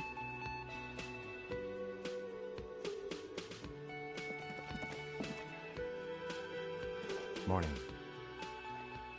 He gives you a quick nod. Looks like we can get to work at once. The union muscle turned up. They look rowdy. We should talk to them. Why do we need to talk to them? Everything points to the dock workers' union. The belt used for hanging him, the circumstances in Martinez, my preliminary information, which may, of course, all be wrong. But we still need to talk to them, and it won't be easy. What do you mean, rowdy? I mean ungovernable. Martinez isn't exactly enthusiastic about the RCM being here. They prefer to be policed by the union. These men here. Men who drink beer for breakfast? There's talk of an armed wing of the union called the Hardy Boys, who are responsible for state policing. I think it's them. Are these the men Garter told us about yesterday? I completely forgot. Sorry, I had a rough night's sleep. It's them by the looks of it. Loud and nasty, just like the manager said. One loose thread less to worry about, and one big problem to replace it. There are so many of them. Maybe we should call in reinforcements. That would just escalate tensions. No captain would sign off on it. Solving one murder isn't worth a conflict between the RCM and the Debarders Union. In fact, even the death of 2 detectives might not warrant an all-out war. So let's keep a cool head, okay? One more thing before we do. We don't have to talk to them immediately. We can walk right past them, continue with our business. Good. A power move. Purposefully concentrate on something else first. They're in no hurry to leave. They think they own the place. Anyway, I leave that choice to you. Whatever you decide is fine by me. Okay, but I'm gonna talk to her first. She's a Just gem. a moment. The old woman turns back to the cafeteria manager. And there's no public phones nearby? The closest phone booth is down the coast. Sorry for the inconvenience, ma'am. The cafeteria manager seems genuinely apologetic. It's fine, I understand. Thank you anyway. I'm glad to see you again, dear. The lady is distressed. Perhaps something more upbeat might cheer her up. Howdy, Lena. What's kicking? Please don't trouble yourself about me, sweetie. I was just hoping to make a call, but the Whirling's phone line isn't working. A faint smile tells you she appreciates the effort, but at the moment her mind is on more serious matters. The union office probably has a phone, but I can't really get there, or to the phone booth down the coast. And Gary's phone is dead too. Why did you need to use the phone anyway? To let the young woman who's house-sitting for us know that we may be delayed. Morel, my husband, and our friend Gary were supposed to get back by Monday night, but they're still missing, and I haven't heard from them.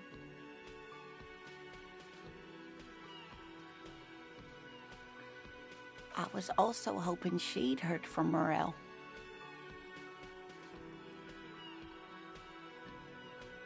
Okay, I'll bite. Has your husband gone missing before? That's just it.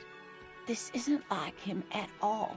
A cold breeze hisses through dense thickets of reeds. Something sweet in it, somnolent.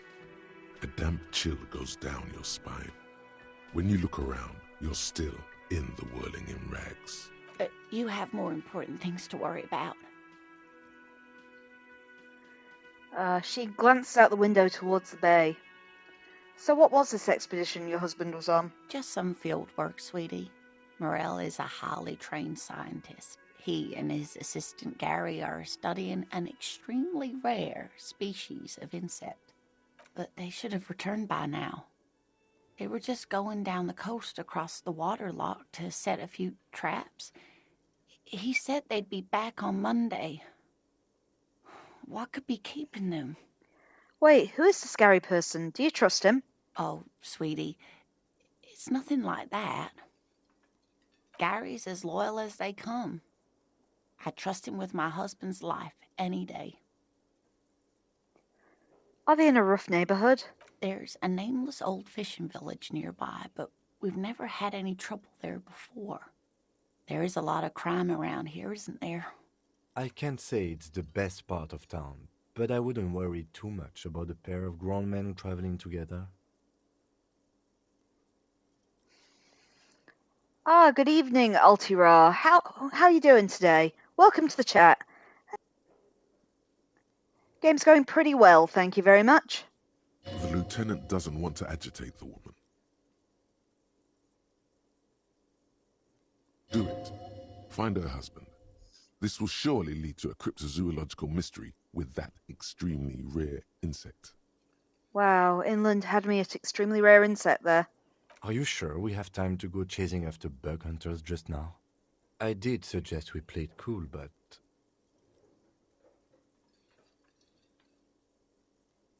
Yes, I am British. I'm English. Thank you for noticing. Right, let's have a look. What did Kim just say? I've got a premonition that this missing scientist is connected to our case. I sincerely doubt it. Still, I suppose it won't hurt to keep an eye out. Oh, thank you, officers. Truly, I'll be right here if you come across any sign of Morel. Alright, let's find out. So your husband is some kind of scientist? Oh, yes. A zoologist. A cryptozoologist, to be more precise.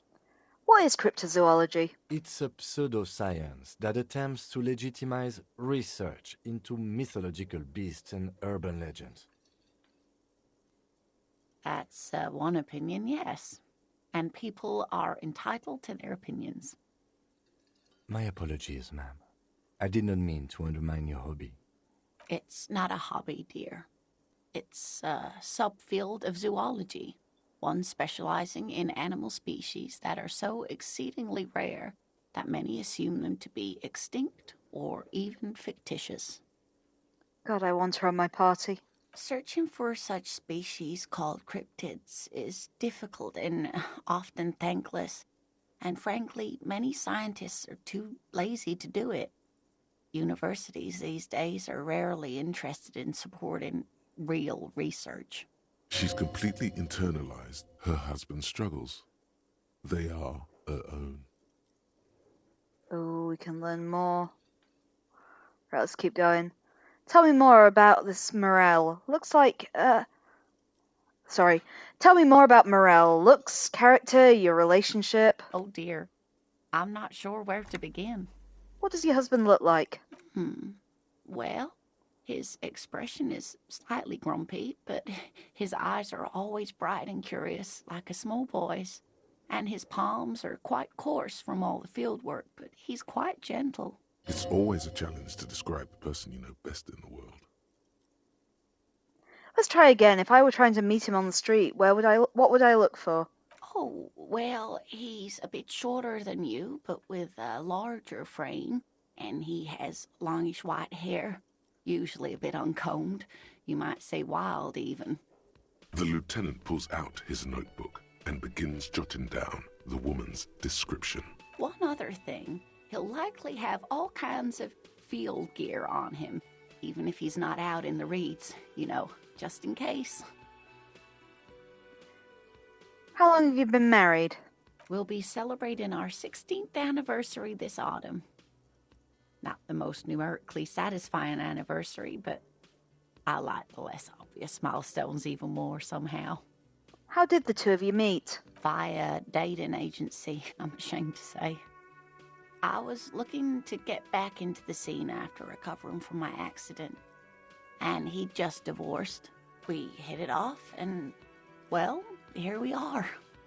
She smiles wistfully. She's skipping over some important parts. Perhaps you'll find out more later. I think I have all the information I need. Let's move on. I hope I've been useful. Tell me more about this rare insect that your husband is looking for. Oh, sweetie, it's fascinating. But I shouldn't bore you with entomological minutiae. No, please do. The lieutenant gives you a sideways glance. No, I do want to hear about the insect. Well, it's a phasmid, technically, but... Ah, phasmids. Oh, yeah. Here comes the interesting... Where other phasmids imitate sticks or leaves, this one's a living reed. It disguises itself among the reeds here on the Insulindian coast. Hence its name, the Insulindian phasmid. Perhaps you'll end up co-discovering the phasmid with us, officers. My God, I hope so. She looks you in the eye and nods thoroughly. I knew it. We're gonna be chasing made-up insects with cryptozoologists. It's not made up, officer. I can assure you. It's simply elusive, so much so that most establishment zoologists doubt it exists at all. So what makes you think the phasmid is around here? Well, some teenagers making out in the reeds saw one. They didn't know what it was, of course, but there was a brief article in a local newspaper about their encounter with a ghost insect that looks like the reeds. Gary sent us the clipping. So a newspaper clipping is all the evidence you have? Of course, most phasmid sightings turn out to be false alarms, but their description matched the Insulindian phasmid perfectly, and they didn't even know what they were looking at.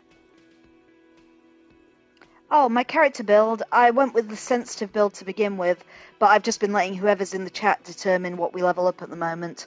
So we have leveled up a few obscure things. We put some points into the more intellectual stuff, and then I think Shivers and Inland Empire seem to be the popular ones. So, is it dangerous? Not at all. Why else would it hide itself so carefully? Is it valuable? Oh, I doubt it. No one gets into cryptozoology for the money, sweetie. Does it have cool powers? Yes. It can blend in almost perfectly among the reeds. It's how it stayed hidden all these years. Centuries, even. Okay, so what's so special about this stick bug, then? Oh, dear. I'm afraid I'm not explaining this very well. It is very special. The woman's face flushes with embarrassment. Morel can explain it all much better. I wish you could hear him describe it. Then you'd understand, I'm sure. Maybe I could convince you to tell me about some cool cryptids. Sometimes the most charming thing you can do is be reasonable in your requests. Could you tell me about just one more interesting cryptid? The Insulinian phasmid was great. I suppose you could use a break, and I could use a distraction. One cryptid, like you said. One. This can't turn into some kind of cryptid extravaganza. We have things to do. Okay, Kim, just one little cryptid. Oh, no, wait, the second one's better. Cryptid extravaganza? I like the sound of that. And I don't. Just one. Screw you, Kim. Or he'll be disappointed in you. Ooh, tough choice there. What's the biggest cryptid? That would be the giant of Coconur. She says this as though it's common knowledge. The giant lives in the most arid parts of the vast Coconur Desert in South Samara, casting a strange light across the barren wastes. Wait, what do you mean a strange light? Mirage or psychogenous luminance. She does not elaborate on the nature of this luminance further. Just how big is it? No one knows for sure. It is like an awful mountain appearing from below the horizon and expanding to cover almost a third of your field of vision. Is it dangerous? The towering luminosity of Coconur is a bad omen in local folklore. Some say it's a fata morgana, others, fate unimaginable. Hui. No animal can be that large. It's a mirage. That's what makes it so peculiar. A species surviving at the very limits of scientific law. The giant of Coconur must be the largest animal the planet can support. There are limits, you see, to how large a metabolism an ecosystem can beget. Some say a gravity anomaly below the Coconur Desert might allow the creature to grow to these gargantuan sizes. Great. This is great shit. You need more. What's the tiniest cryptid? Hey, you promised you'd only ask about one cryptid. But Kim, don't you want to hear about another cryptid too? The lieutenant pauses, thoughtfully. Something in him breaks. Fuck it. Let's have more cryptids. Well, the smallest cryptid is the Cryobacter catlensis, a unicellular bacterium. It was discovered in one of the northernmost points of Katla on the Boreal Plateau by renowned geologist Caitlin Mijanou some 70 years ago. And what's so special about it? The bacterial colony Mijanou found had remained alive while frozen in ice for longer than anyone could reliably estimate. Certainly from before recorded history. Mijanou disappeared shortly after injecting herself with the bacteria she had brought back to study, no doubt in hopes of prolonging her own life. Wait, she injected herself with it? Yes, the bacteria had survived in the ice since times immemorial. It is not hard to see where she could have gotten the idea. It's actually a little hard to see. But do go on. You mean there's an immortal geologist wandering around the world? Oh wait, what else we got? Oh, some of these are quite fun actually. I intended to live forever too, as a symbol. Everything has a price, sweetie. After Mijanou treated herself with the bacteria, she stopped aging, but also became increasingly eccentric and irascible, so that even her oldest friends were forced to pull away. We can assume that she has been living somewhere in the wilderness for decades now, all alone except for the Cryobacter catlensis coursing through her bloodstream. What's the most dangerous cryptid? The gnome of Jeroma. The gnome of Jeroma? That sounds terrifying. Oh, yes. None of its victims survived. Grieving relatives never even found their bodies because the gnome's venom dissolved organic tissue. What did this cryptid look like? It was reportedly a small creature with webbed fingers and a protruding forehead and an ungainly little thing. Quite scary to look at. A couple of campers found it when it was already dying. They heard an odd wailing in the woods and followed the sound. They were scared and wrapped it in tarpaulin to suffocate it. It still took the gnome of Jeroma an entire day to die. If the body of the creature was found, why aren't there detailed illustrations of it in science textbooks, confirming the existence of this very little species? Alas, the first scientist who got his hands on the creature's corpse put it in a jar of formaldehyde, thinking that would detoxify the gnome's venom. Instead, all the venom leaked out of the creature's teeth and into the surrounding liquid, dissolving the creature itself. A poetic end, perhaps, but a real loss for science. She says this mostly to herself. Is that a cryptid on the pen you gave me? I take out the pen she gave me. Yes. It's the kind green ape. Half war story, half undiscovered species in the genus Homo. War story? Yes, it was reported by soldiers in South Safra during the war. The kind green ape would visit bunkers during the night, healing wounded soldiers with its saliva. Wow, with its saliva? Yes, it has amazing healing qualities. Some soldiers reported growing back limbs, regaining their sight. And there was something about an undiscovered subspecies of man? Indeed, there is. It's our closest relative among the cryptids. Same taxonomic family, different genus.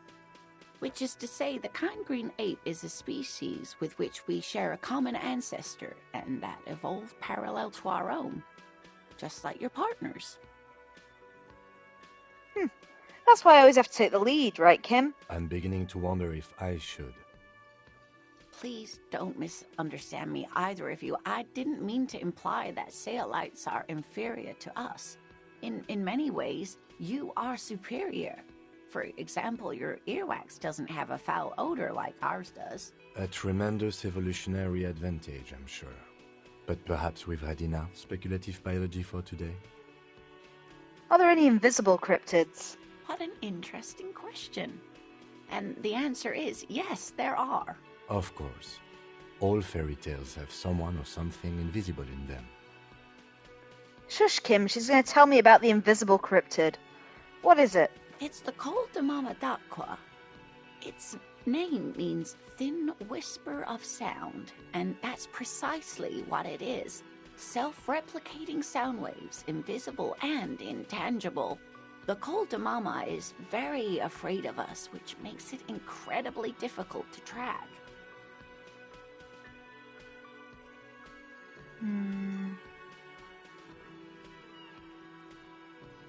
Why is the Mamadaqua so afraid of us? That is a sad story. A group of university students assisting with the field work in their enthusiasm for the project, and no doubt because they were preoccupied with impressing their professors, nearly drove it to extinction. Extinction? They tried to communicate with it and had no other means but sound. So they started sending out sound waves at frequencies they thought might match the Mamadaquas.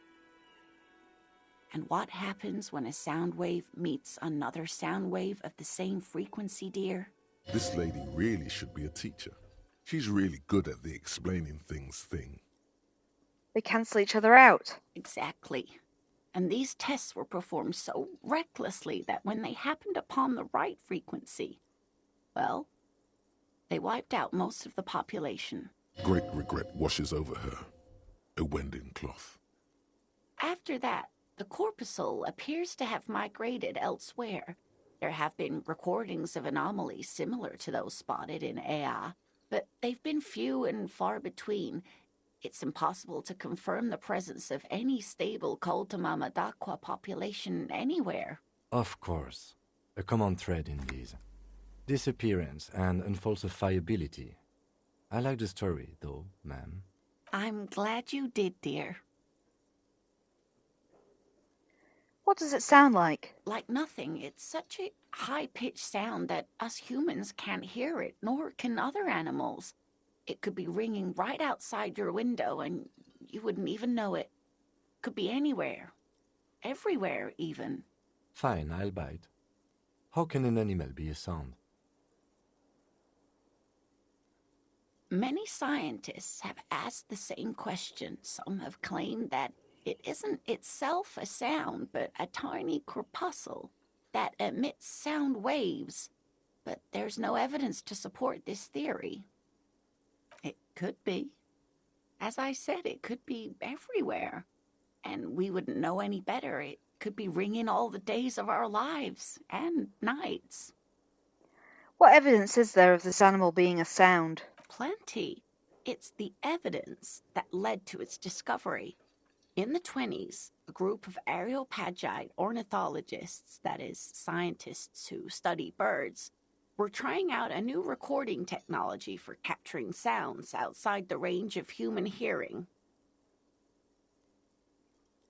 When playing back recordings they had made in the foothills of the Ea mountain range, they noticed certain anomalies, patterns that seemed random at first, but on closer examination were consistent with the waveforms of songbirds.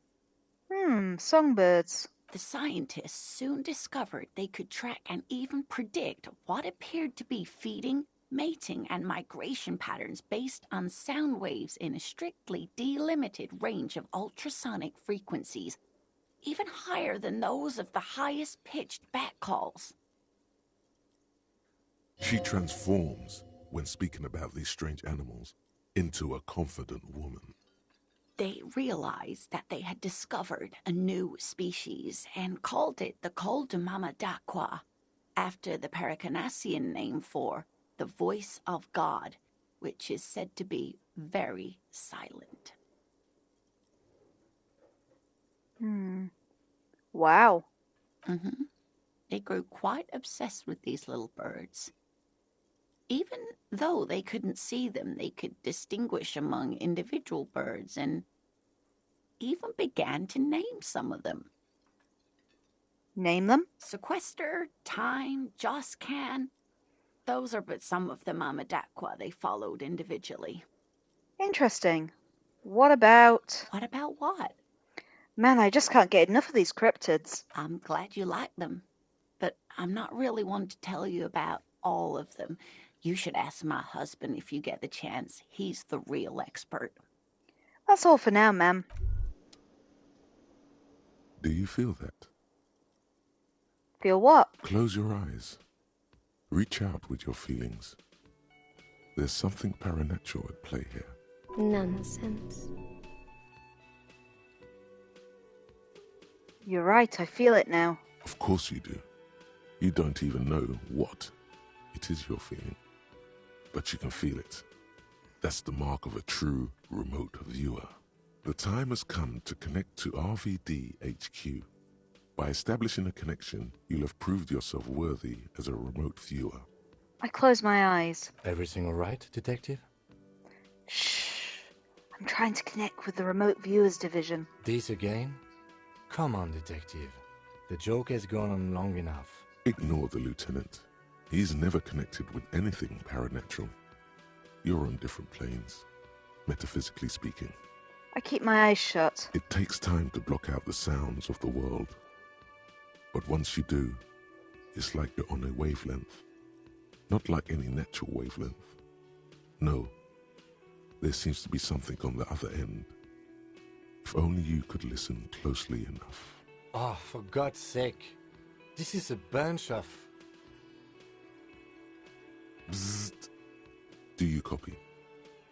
This is RVD HQ. Anyone there? RVD HQ, this is Firewalker reporting for duty. Can it be? We haven't heard that name in ages. Welcome to the RVD, Firewalker. Bzzzt. You are a special man, and definitely not imagining it. Well, if Inland says so. Let's go and speak to these guys in the mess hall. What we got through here?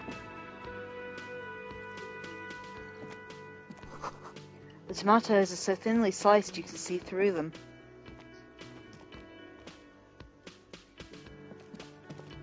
The man ponders his cooking utensils and gives you a little nod, acknowledging your presence. I think we did this last time.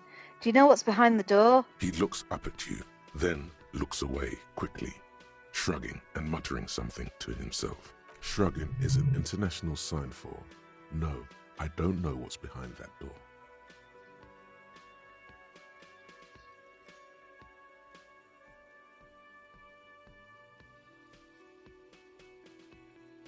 No,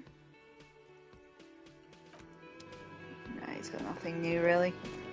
It's the guys in the other room we've got to speak to. Like this person here. Let me handle this. The woman says to the crowd in the mess hall before turning to you. Detective disorientated.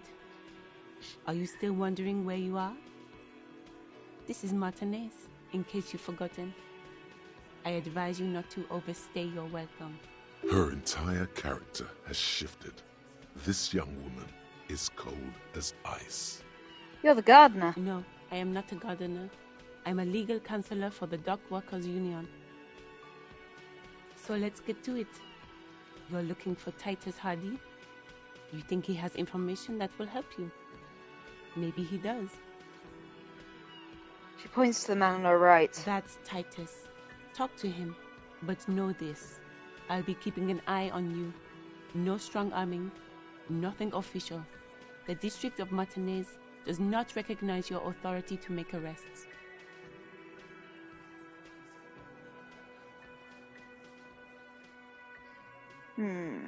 It doesn't matter if you recognize our authority. We will make an arrest if we have to. She says nothing. Her glare speaks for her. What's your role in all of this? Like I already told you, I'm a legal counselor. Do you have hearing problems? What if I wanted to talk to you and not Titus? What you want is of no significance, officer. Don't test your authority. In Martinez, you are no one. I saw what you were thinking. You want to say, what are you going to do to me? Don't. Just because it's in your head doesn't mean you have to say it. You will not lose out on anything good by not saying it. What are you going to do to me? The lieutenant is not satisfied with the approach. What are we going to do to you? She starts laughing. It's a cold laughter, devoid of joy. You were specifically asked not to say that, and then you said it anyway, you junior delinquent. But you still did. The union isn't going to do anything to you. It is not a crime syndicate.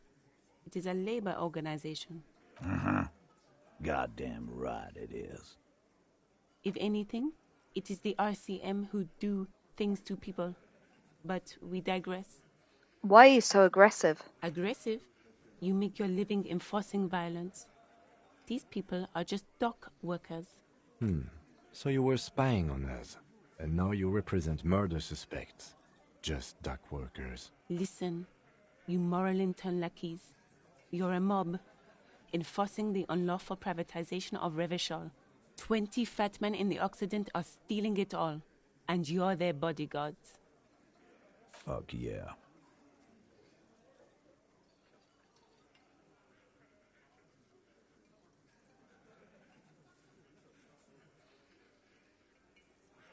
So ask what you came to ask, or get back to your commanders.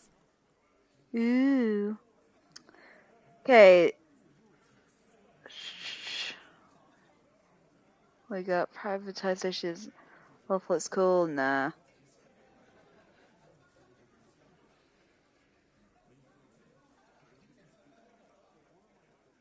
Okay.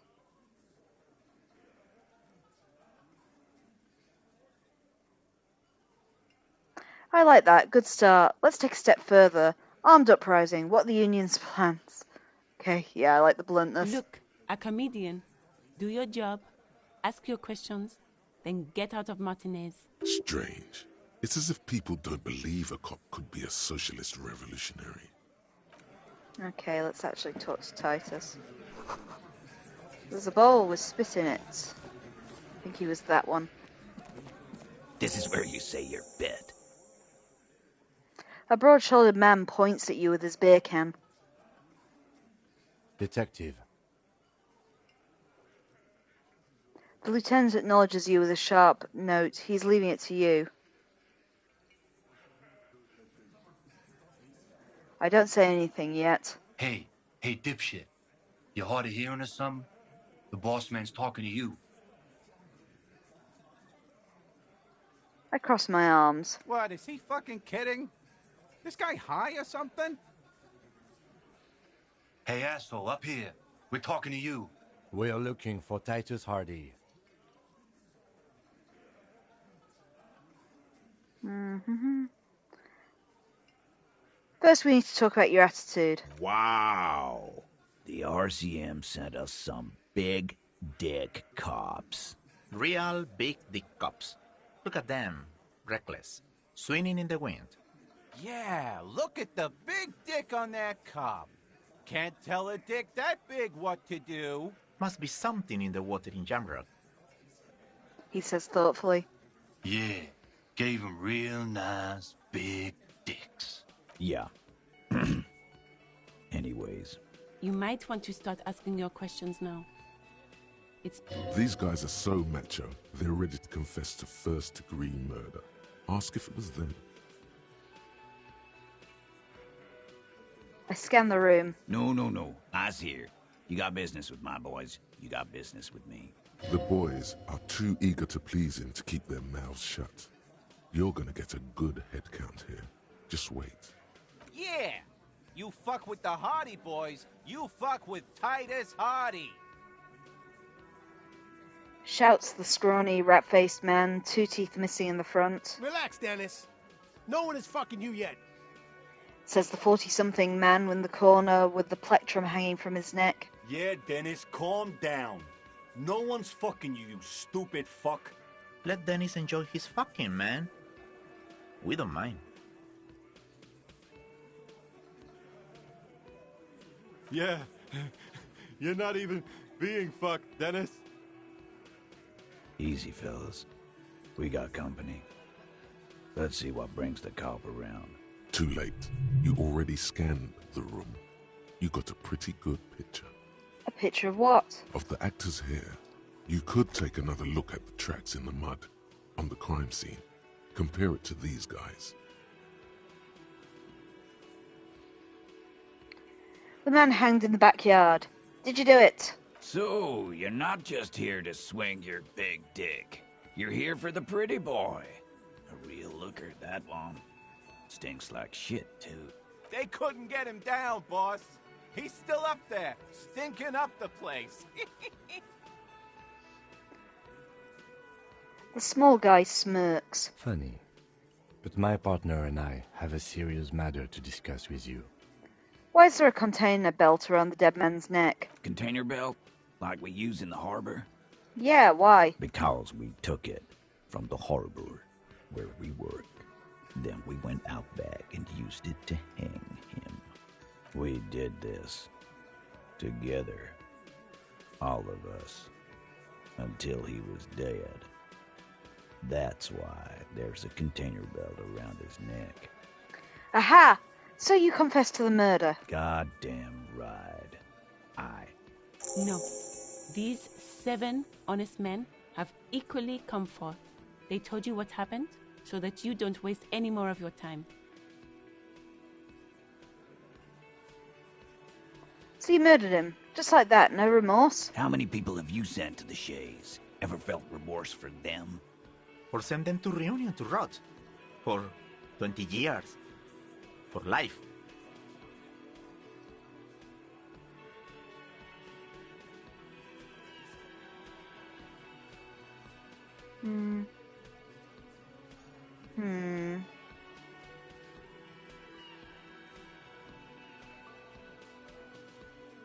Look, I'm just doing my job, that's all. Oh, so you are just a simple, well-meaning man, eh?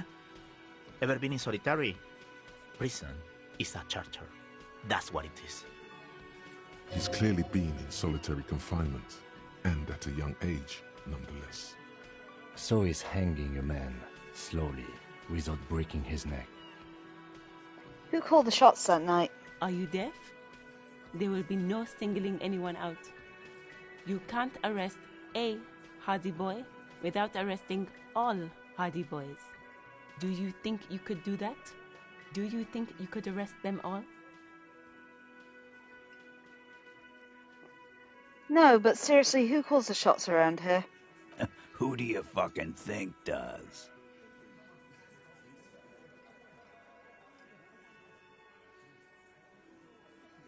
The biggest animal dominates the herd. I'm guessing it's the big one. The sweaty man turns red and looks first down, then around him, apologetically. It's not the fat ass. Titus runs the Hardy Boys, genius. That's why we're called the Hardy Boys. Ain't that right, fellas? I think you got your answer, Mr. Law. Yes, there are some administrative differences. But on that night, they all acted as one man. When did this hanging incident occur? You don't have to keep answering his questions. The fixer turns to remind Titus. I know, Lizzie. Relax. We killed him last Sunday night. Seemed like a good way to end the week. How long have you known the victim? Known him? We don't associate with scum like that, asshole. Yeah! Who do you think we are? Quiet. He came around about 3 weeks ago when that Pines cow first sailed into town. Happy? By the Pines cow, you mean Joyce Messier, the representative for White Pines? The same company you are striking against? No. I mean the Pines cow. The stupid-ass cow they sent in to fuck us over. But you know what? Why don't you ask her about the pretty boy? I'm sure she has interesting things to say when you ask her hard enough. That's enough insinuation for today, Titus. Officer, your interview is drawing to an end.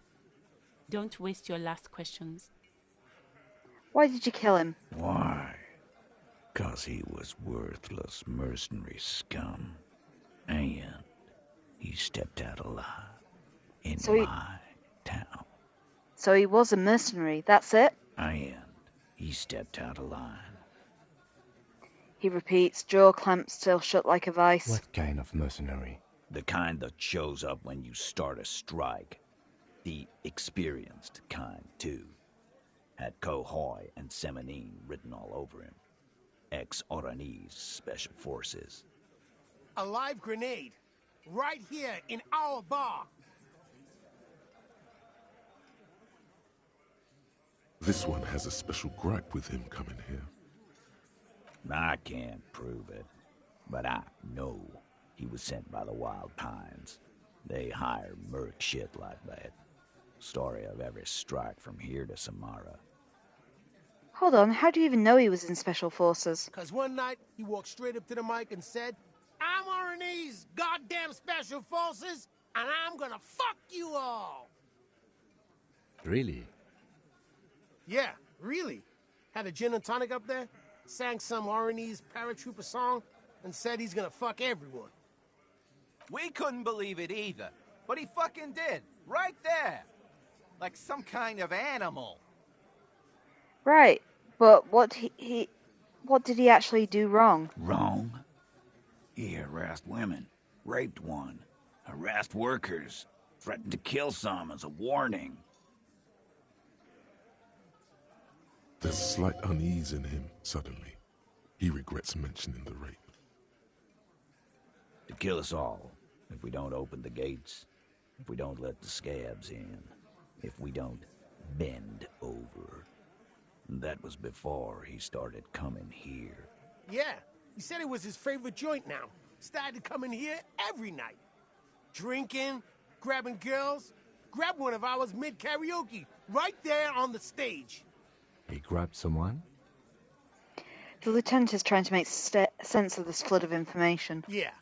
This girl's on the mic. A beautiful girl. Young. Gets into the second verse of Liver Lake. The fucker grabs her legs, starts screaming, "Show me your cunt! Why don't you show me your cunt?" Then, he gets knocked on the head with a wine bottle. Doesn't even fall down. He shakes his head in disbelief. Was this the same girl who was sexually assaulted? Raped, you said. Aren't you fucking listening? My man is talking to you. He took care of it. They got the girl out before anything else could happen. Yeah, me and Eugene got her out. Aren't you fucking listening? Right, but who did he rape then? This is a very serious allegation. No, you're not getting the name. That's a Martinez matter, and I'm not discussing it with you clowns. Despite the stonewalling, you can slip one more question in. I'm going to ask you one more time. Who did the dead man rape? Titus, do not answer. You have been forthcoming enough. Fuck off, Carl. She's gone through enough without you harassing her too. She doesn't need more embarrassment. What are you talking about? Embarrassment? If someone has been sexually assaulted, we need to... What you need is to get the fuck out of my face. I've had enough of explaining myself to you fucks. He's dead. It's done. As you can see, these men can only take so much baseless scrutiny. I'm doing my best to keep the situation civil, but... It's true. She was the only thing holding him back.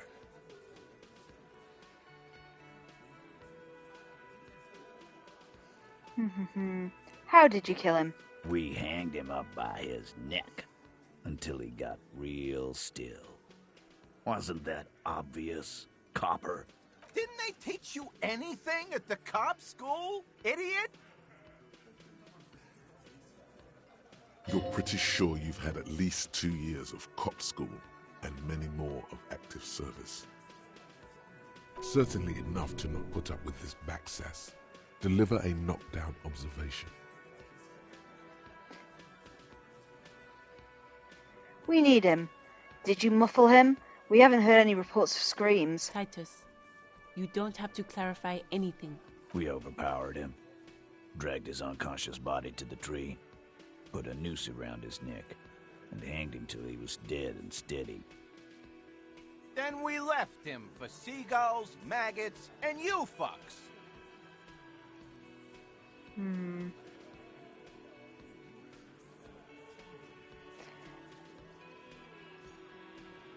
Wasn't he a trained killer from the RNG Special Forces? If yes, then how did you manage to overpower him? With numbers, asshole. How do you think? You're right, Lizzie. I've done enough explaining here. No, he hasn't. Not yet. When did this overpowering happen? Weren't you fucking listening? The fucker came to our bar. It happened right here. Titus lets the others clear out the details, so he doesn't get his hands muddy with explaining too much. Okay, let's try the roll. It's a red check, we can't retry. Might as well give it a go, though. I mean, we've got a pretty 50-50 chance. Actually, they're admirably, surprisingly composed. The entire room. Given how many questions you've lobbed their way. All of them? Maybe one of them's fidgeting and cracking under pressure. Well, this one. But he's always fidgeting, so don't get your hopes up. Right, I have other questions about the lynching. Like what, Copper? Why don't I just arrest you? Yeah, lawman. Why don't you? Not in the arresting mood? By your side, the lieutenant keeps his hand away from his holster. You hear the nylon of his coat hiss as he steps closer. Easy. Walk back from the provocation. They're armed, and they outnumber us. The lieutenant tries to establish eye contact with you. You confess to murder. I'm taking you in. I step closer. Look, coppers, I know you think you're doing your job here, but there are 7 of us, and 2 of you. The bore's the size of your eye. I can almost see the stars. You're under arrest. I grab his wrist. The last thing you hear is a little murmur. Not a blast. Not an echo. No one screams.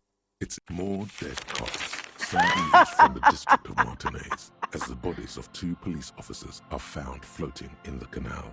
It is believed the officers were pursuing a murder investigation, but got caught in the dock workers' strike and were gunned down under unclear circumstances. Such needless loss of life is truly tragic, a local union leader, Everett Clear, commented, and added that although the event is truly horrid, we can expect similar incidents to follow if right-wing vigilantes are allowed to run around uncontrolled and try to wriggle their way into well-organized neighborhoods. Oh, I love it. Oh, let's get back in there. So the autosave in Whirling-In-Rags. I'm just going to try and quickly just skim through all his dialogue choices because we did quite a few there. So I think... Was that after we spoke to her? It must have been. Oh, hello, dear. Yeah. It's after we spoke to Lena, so we're safe there. Was it after we spoke to her? I doubt it.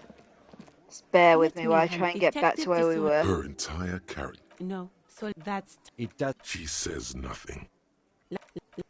Like I already told you, I'm a legal counselor. What you want? I saw what you will not lose out on anything. What are we? You were specifically... The union is... If anything, it is the art. Aggress? Listen. Fuck you. So no one is emotional here. Right.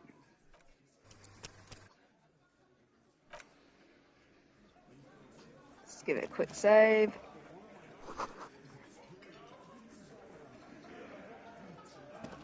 This is where you say your bit.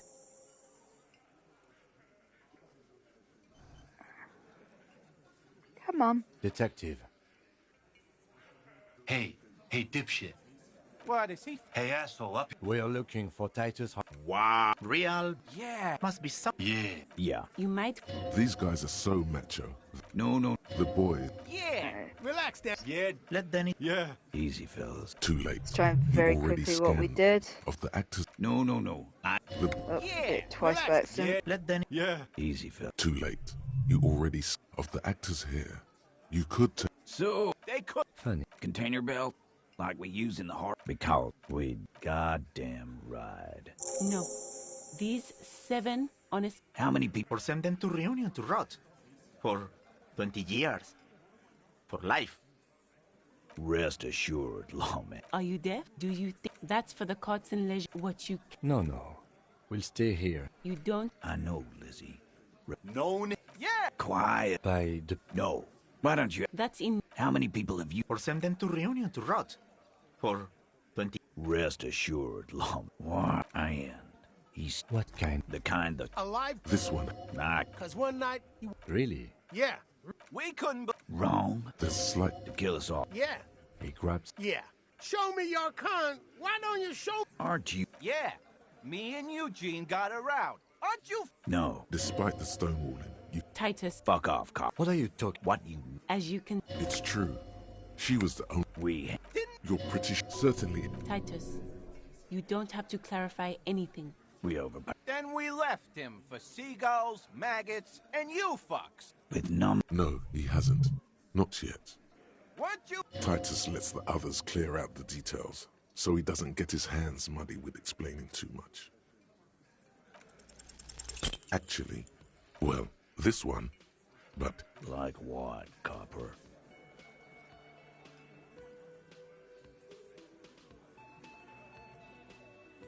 Nothing. Your investigation here is done. I think we're going... I've done this job. Good luck with that. Rent-a-cop. So that's what this is about. Forget about their games. You've mapped out the characters. Reading the footprints in the yard should be easier now. I mean, it's possibly worth a shot. It's our tiny chance. Maybe there's other things we can do to make that better. Ah, what the hell? Establish authority. Yes. Authority. Feverish thoughts race through your mind.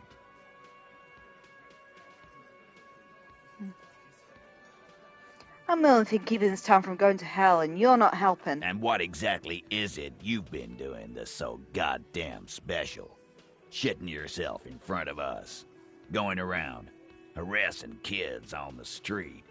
Kids who've done nothing wrong. All the while talking racist shit. Don't think we aren't watching, fascia. People here trust us. We're getting complaints. I haven't said anything racist. Of course you have. You've been calling people Kip left and right, inciting race violence in my town. Kylie said they've been trying to set up a race rally, whatever the fuck that means. Trying to get the Kips out of Revachol before the economy goes to shit. I'm not racist. I care about Revachol and its people. And if some foreigner think... Oh, no, that's not a good one. That's a lie. There is no race rally. Sure there is. Kylie said they're bulk purchasing confetti. Ribbons, too.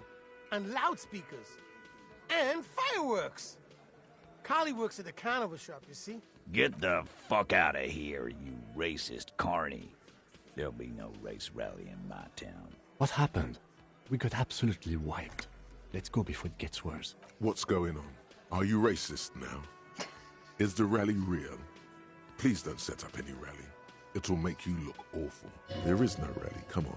Just ask questions. You need to put this race rally garbage in the rearview mirror. Okay, let's get going. Before they pin anything on me. Okay, so that's where we'll stop for now. I got it back to where it was after our death.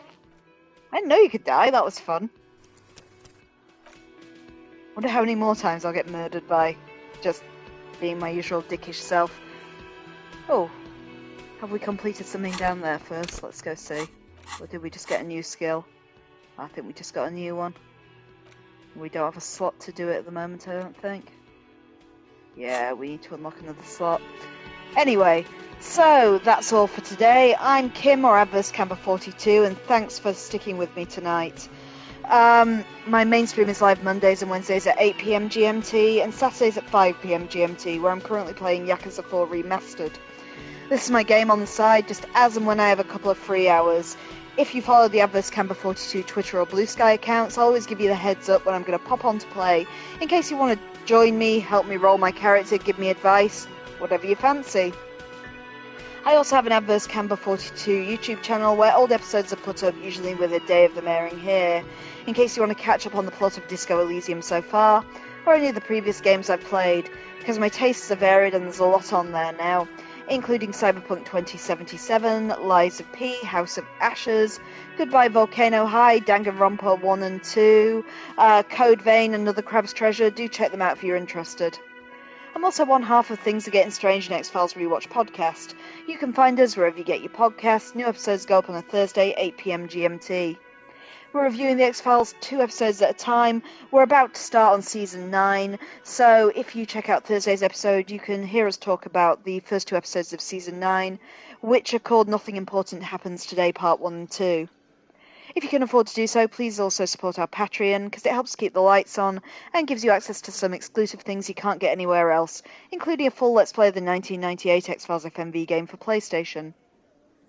Anyhow, that's all for tonight. Again, thanks for bearing with me. If I don't see you before for more Disco Elysium, I'll be back Monday, 8 PM GMT, with the next bit of Yakuza 4. Take care, everyone, and enjoy your weekend.